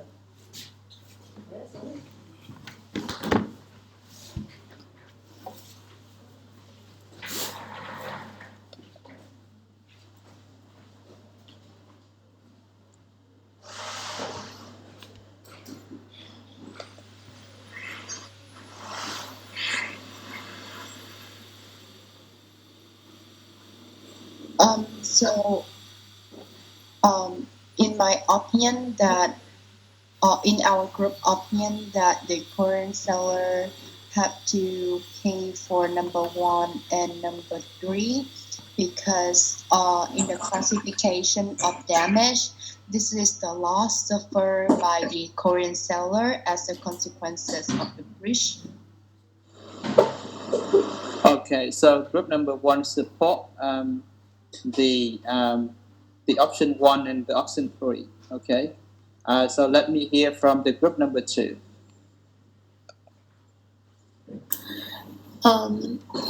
Yes, because in the topic I see that the seller is Korean company, so I think that we cannot apply the Vietnamese law here. So I already mentioned the applicable law is CISG. And I think that the Korean for in the CISG based on the Article 74 about the damages. So I think that number 1, in the case number 1, that the Korean seller has to pay for the labor cost during 2 machines downtime because I think that the labor cost is one of the main consequences caused by inactive machines. So, and according to the Article 74, so I think that the Korean sellers would agree to pay on that cost.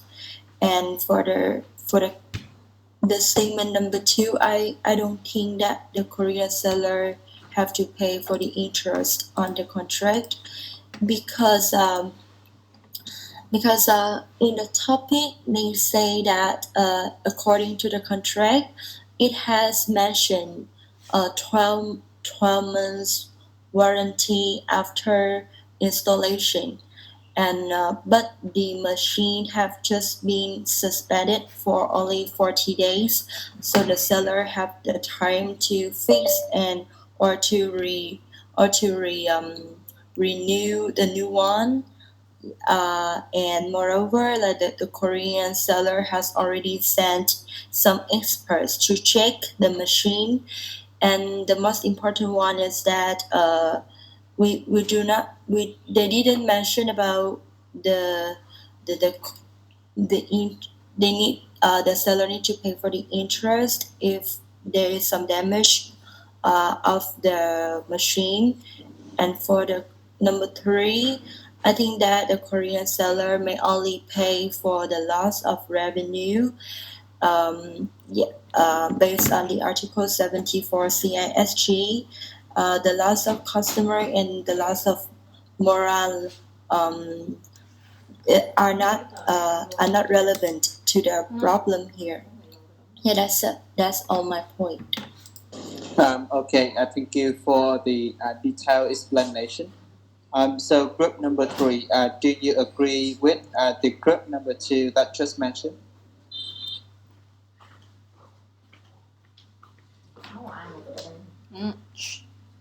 Well, I think I have the opposite idea with group number 2.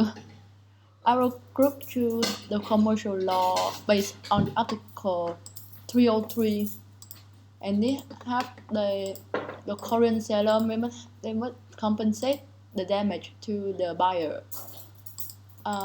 According to these 3 elements, first one is breach of the contract. The seller has sent I think that the seller has sent the out of the order machine and out of the order machine, and the warranty team they could not fix the machine when it's broken, when they are broken. And number 2 is the material loss, that is the labor cost during the downtime. And the lastly is act of breaching the contract is the direct cost of the loss, and the buyer had loss of the customer revenue and morale during the suspended.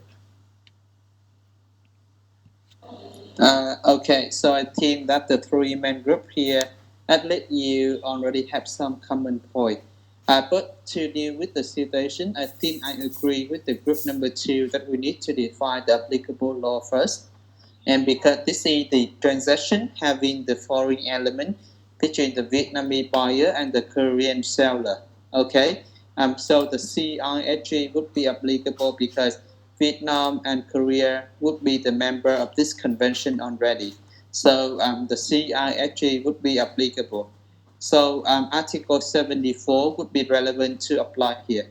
The condition for applying the damages here is quite the same with the Vietnamese law. Is that if you want to claim for damages, so you need to show the evidence. You need to be the one who bear the burden of so in that you are suffering the loss of the loss or the damage. So I think number 1, labor cost during 2 machine downtime. I agree with the 3 main group here is that this is the real cost. This is the material loss that the buyer have to suffer because the seller has delivered the non-conforming machine, and at that time the machine out of order, but then we had to pay the salary for the employee for the employees. So that's the real cost, and we have the evidence. For example, we show the pay slip to demonstrate that okay, we have to pay for the employee, but actually they are not working based on the out of order machine. Okay. Number 2 and number 3. Somehow I think number 2 and number 3 here overlap. So number 2 they talk about the loss of the profit, and number 3 they talk about the loss of revenue. I think it should be the same. You need to demonstrate one of the 2. Okay. In number 3, I think it's really hard to demonstrate clearly that are you losing the revenue or the morale or the customer. Without the evidence, it's hard to demonstrate the number 3. So most of the time, in reality, to demonstrate the loss of the profit, many of the party they based on the interest in the bank. So let's say that is the money I spend buying the machine. But if I don't buy the machine, I put it in the bank. So that is the interest that I may get from getting the profit. So we can see option number 2. It is easy to claim from the Korean buyer seller because that is the real loss that you may suffer. However, we need to calculate the time. It's enough from the day the machine is suspended until the day of arbitration, because somehow in the between the machine is already repaired by the Korean. So we may charge the interest rate from the day the machine is suspended until the machine is repaired, not until the day of arbitration, because it is too long and it's unreasonable to do so. So in sum, we can say for this case study, the buyer, Vietnamese buyer, can claim for the number 1 and the number 2. But for the number 2, we need to calculate the time again. It's not until the day of arbitration, but until the machine is repaired. Number 3, we cannot claim because it's overlap with the number 2, and also it's hard to demonstrate. According to the Vietnamese law or the CIFG, we need to show the evidence, and the more we show the evidence, so the more we can ask for the damages. So that's it, the answer for the 3 questions. Any questions so far, everyone?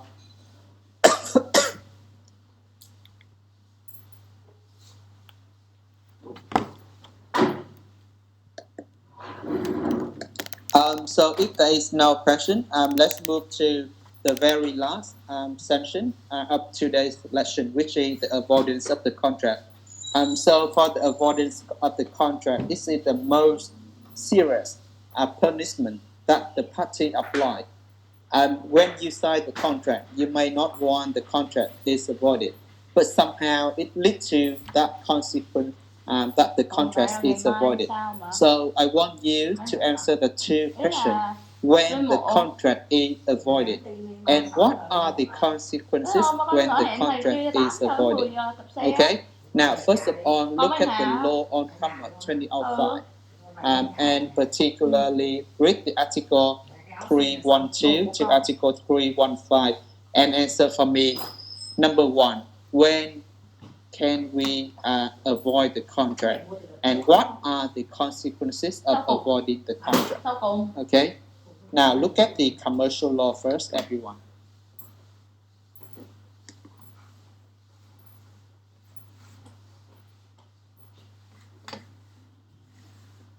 So read carefully the article 312.4 for me, everyone. Article 312.4.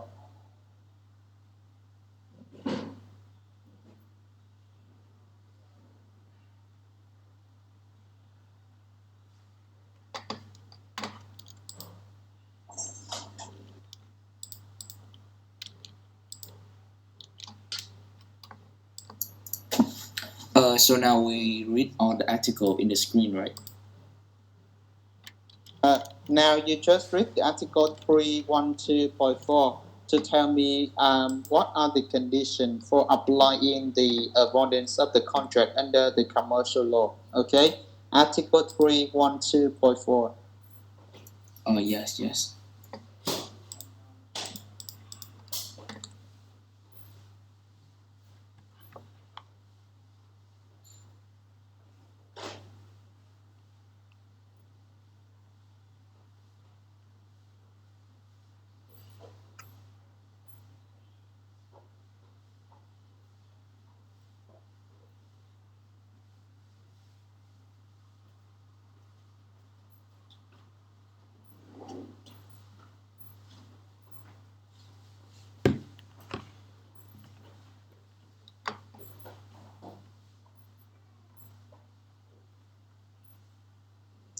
Now, have you read article 312.4, everyone? What are the conditions to apply the avoidance of the contract? It has 2 conditions. The first condition is upon the Commission of Breaching Act, and that is agreed upon by the parties. And the second condition is upon the substantial breach of contractual obligation. Okay, that's true. So we need to satisfy one of the 2 conditions. We don't have to satisfy the 2 conditions at the same time. Okay, so the first condition, as long as you mention in the contract the condition for avoidance of the contract, and when the condition happens, So you can have the reason to cancel the contract or to avoid the contract. So I can give you an example, everyone. So if the contract is signed between the seller and the buyer, and the party mentioned like, if the seller deliver the good 30 days late, so the buyer can avoid the contract. So in reality, if the seller actually deliver the good late for more than 30 days, so clearly in this situation, that is the case that the buyer can avoid the contract because the party already mentioned that condition in the contract. Is that clear to you, Muntu? Yes. Okay. Another condition set by the law, actually you can change a little bit the language here, everyone. I think the translation in English is incorrect when they use the term substantive the substantive breach. Please correct it. Please use the term fundamental breach for me, please. Okay. So in the final exam, please don't use the term substantive breach. Instead, you need to use the term fundamental breach. So in Vietnamese, we could say vi phạm cơ bản hợp đồng, and this is stipulated under the Article 312.4 of the Commercial Law. I think the translation is not really nice here. The correct language would be the fundamental breach. Okay. Actually, I used the file that you sent for us in the beginning of the semester. So could you send the official one, please? We have no official translation actually. So that's the one that we usually in reality. But then on the translation here, I don't think that I use the correct term. So this is just for reference only. In Vietnamese, the Vietnam's legal document would be prevail in Vietnamese. So translation is just for reference. So here again, please just not for your reference. That's not the substantive breach, but that's the fundamental breach. Okay. For if you demonstrate that this is the fundamental breach, so that you can cancel the contract as well. And how do we know that the breach is the fundamental breach? So please read the Article 3.13 for me. Article 3.13, Law on Commerce. So that is the definition of the fundamental breach, everyone. So you can also read on this slide.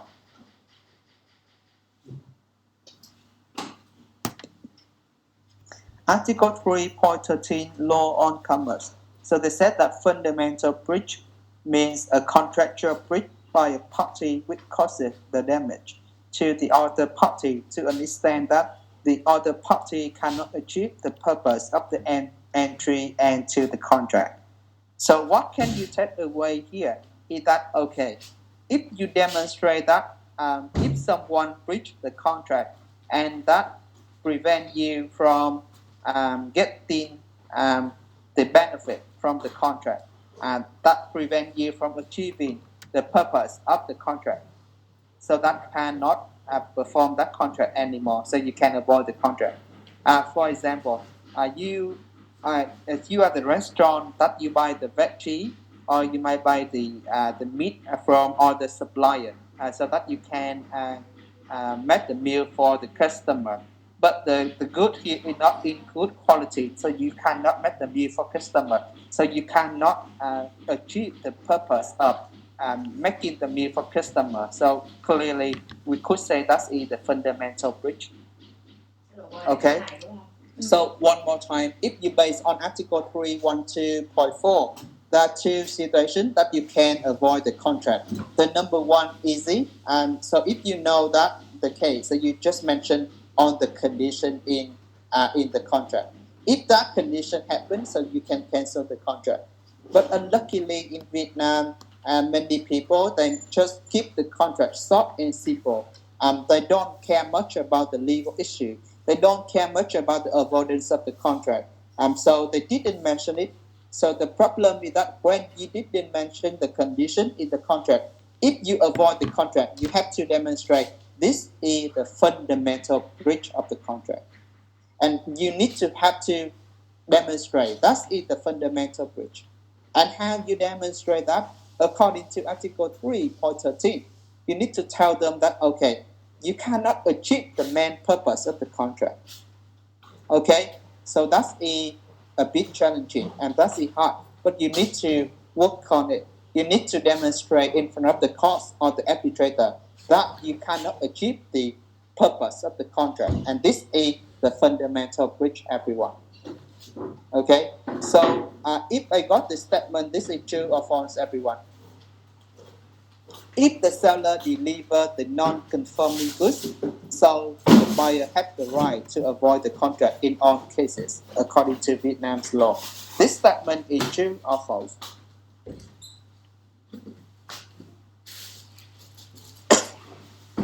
One more time. If the seller delivers the non-conforming goods, so the buyer, according to Vietnam's law, has the right to avoid the contract in any cases. So what do you think, everyone?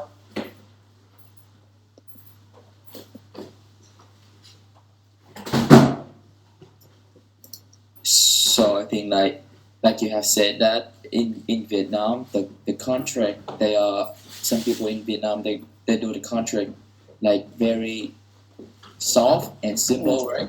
Yeah, so, yeah. So that's why if the another party, they provide the non-good, yeah. So it's just like,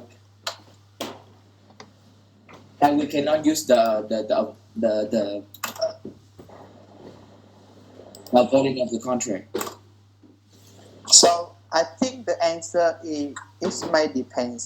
I think first of all, if you think that this is the true statement, so it must be true in any case. And for that reason, I think this statement is false, because you just have the right to avoid the contract in one of the two conditions. Number one, if the party mentioned in the contract, like if the seller delivers non-conforming goods, so you can avoid the contract. So if that is the case, you can still avoid the contract. But otherwise, you need to satisfy the second condition, is that the non-conformity of the good here constitute a fundamental breach.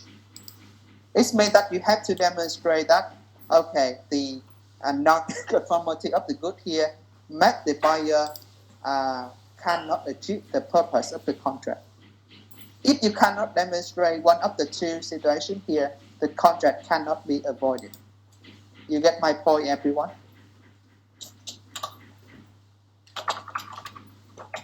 Is that clear to you, Vic? Yes. Okay, I will try to start. I will to mention, to brief it in Vietnamese for a little bit, everyone, to make sure this is that you can understand fully. Cái chỗ này các bạn, cái việc hủy hợp đồng á, thì tóm lại á, là đây là cái chế tài rất là nặng nề, đó là chế tài cuối cùng rồi. Mình hủy hợp đồng nghĩa là hợp đồng nó không còn tồn tại nữa, phải không? Cho nên là không ai muốn hủy hợp đồng hết. Cho nên cái điều kiện hủy hợp đồng á, mình chỉ được hủy trong vòng một trong hai trường hợp như sau. Điều 312 khoản 4 người ta nói là thứ nhất là gì? Là khi các bên có sự thỏa thuận ở trong hợp đồng cái điều kiện hủy.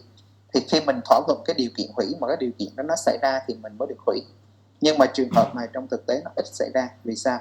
Vì đôi khi các bên không có để ý đến những cái trường hợp quy định trong hợp đồng mà người ta hay dựa trên luật. Mà nếu mà không có quy định chỗ này thì chỉ còn có một điều kiện thứ hai, thì mình phải chứng minh đó là một cái fundamental breach, tức là cái sự vi phạm cơ bản hợp đồng. Mà để chứng minh được cái sự fundamental breach thì mình phải chứng minh rằng là mình không đạt được cái mục đích của cái việc giao kết hợp đồng đó. Như vậy nó sẽ quay trở lại cái câu hỏi là mình phải chứng minh là cái mục đích tôi giao kết hợp đồng này là để làm cái gì. Ví dụ như có trường hợp nãy thầy có nói, nếu mà thầy là một cái nhà hàng, thầy mua rau củ quả về để thầy sử dụng thì cái mục đích ở đây là thầy chế biến cái thực phẩm cho khách hàng của thầy. Nhưng mà cái thực phẩm nó quá không tốt đi thì không thể nào mình làm cái thực phẩm được, thì cho nên trong trường hợp mà nó không đạt được cái mục đích của việc giao kết hợp đồng. Có nghĩa là mình phải chứng minh là cái mục đích giao kết hợp đồng của mình là cái gì và mình có đạt được mục đích của mình hay không, thì nó có được xem là đó là cái sự vi phạm cơ bản hợp đồng hay không. Nếu mà có trường hợp non-conforming good nhưng mà nó vẫn đáp ứng được cái mục tiêu giao kết hợp đồng của mình, ví dụ như là ok, tôi mua về tôi làm thức ăn gia súc thì cái này nó kém tí nhưng mà nó vẫn có thể làm cho gia súc ăn được, thì cái này mình không thể hủy được hợp đồng, nhưng mà mình có thể yêu cầu những cái chế tài áp dụng khác mà thôi. Is that clear, everyone? Yes. Okay. So when the contract is avoided, what is the consequences? So that is the second question for you.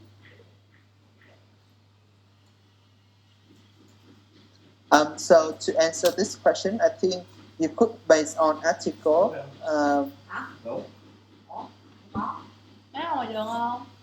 314 of the commercial law. 314 of the commercial law. Or you can also, if we base on the CISG, so there's another article for you to base on. I think it is stipulated under the article. I'm not quite sure, but you need to check from the article 81 to 84.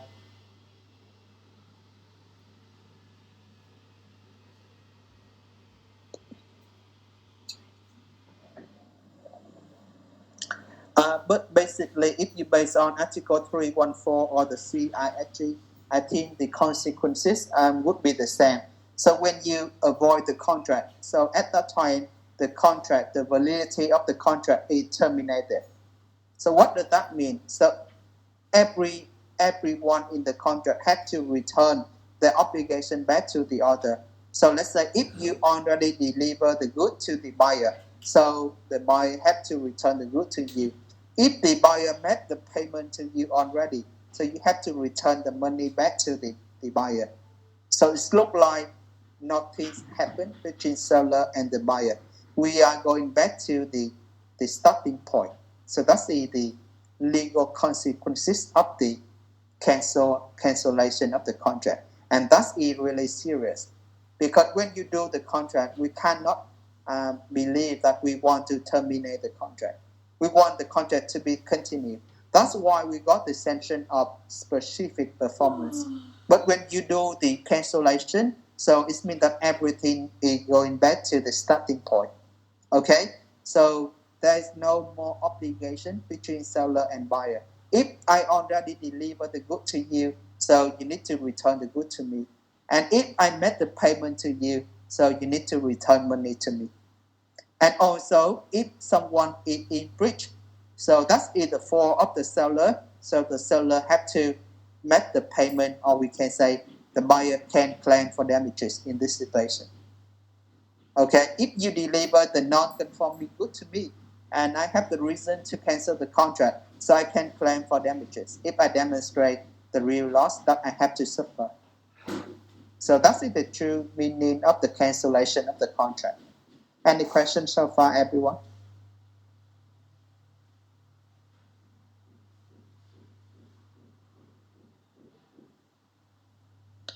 So if there is no question, I believe that's the end of our session in the semester to everyone.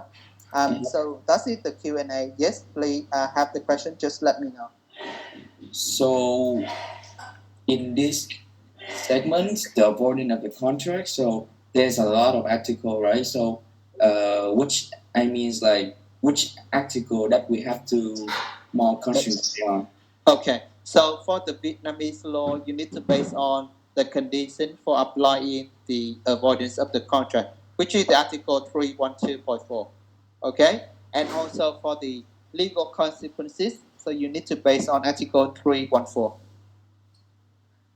Okay, so that's the two main articles regarding the Vietnamese law under the commercial law related directly to the cancellation of the contract. You get my point?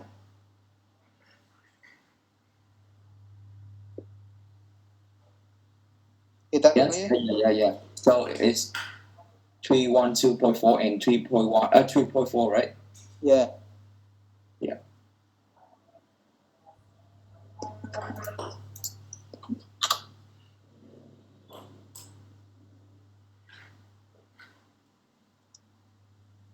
So let's talk about the final exam. The final exam will be taking place offline, so there is no online exam. Okay, It would be an open book exam. So you are allowed to print any materials, let's say slide or legal document. So you are allowed to use it during the exam room. Okay. The time for the duration for the final exam would be 90 minutes. So you may have the two sessions. This would be the true false statement, and then we got the case question. So the case question here is might be related to what law should be applied for your transaction, for your contract.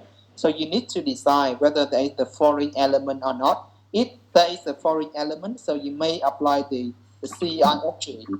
If the two parties are coming from the member contracting of the CIG. Otherwise, if it's just the domestic transaction, so you need to apply the Vietnamese law only. And you already learned about the exemption about the force majeure event, right? You already learned about the penalty, the cancellation. All these things could be relevant to your final exam. Okay, any question? So the question, actually the final exam, I don't think is challenging. It's just what you study, and then it's what will happen in the exam should be the same, right? It's nothing new. It's just how you apply the law in reality. So when you do the true false statement, don't just say it's true or false without your explanation and without mentioning the article of the law, of the relevant law. So try to elaborate the question. Don't just cite the law only. You need to give your own explanation. Why this is true or false?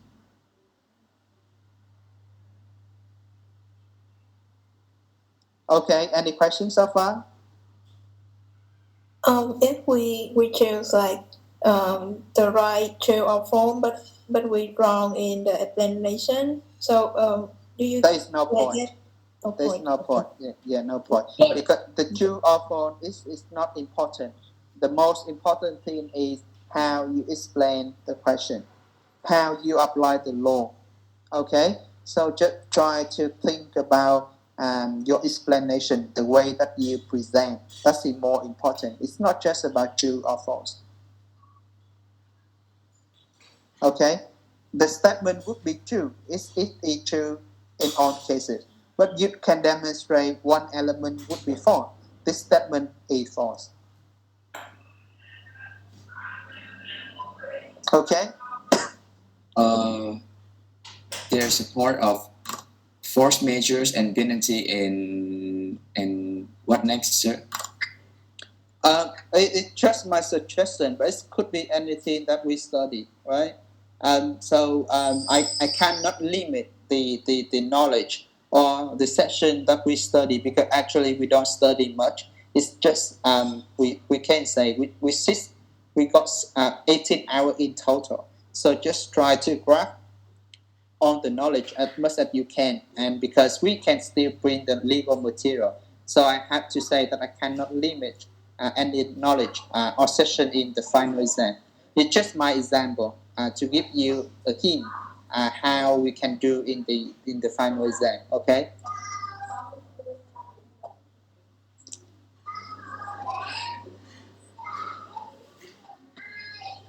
Okay, if there is no other question, number one, the monitor please send me back the bonus point for the class, because we don't have the midterm exam. So all the bonus point will be automatically added to your final exam. This is important because somehow some of you might don't do well. So it could be the bonus point to help you to pass the exam. Okay, that's it, number one. Number two,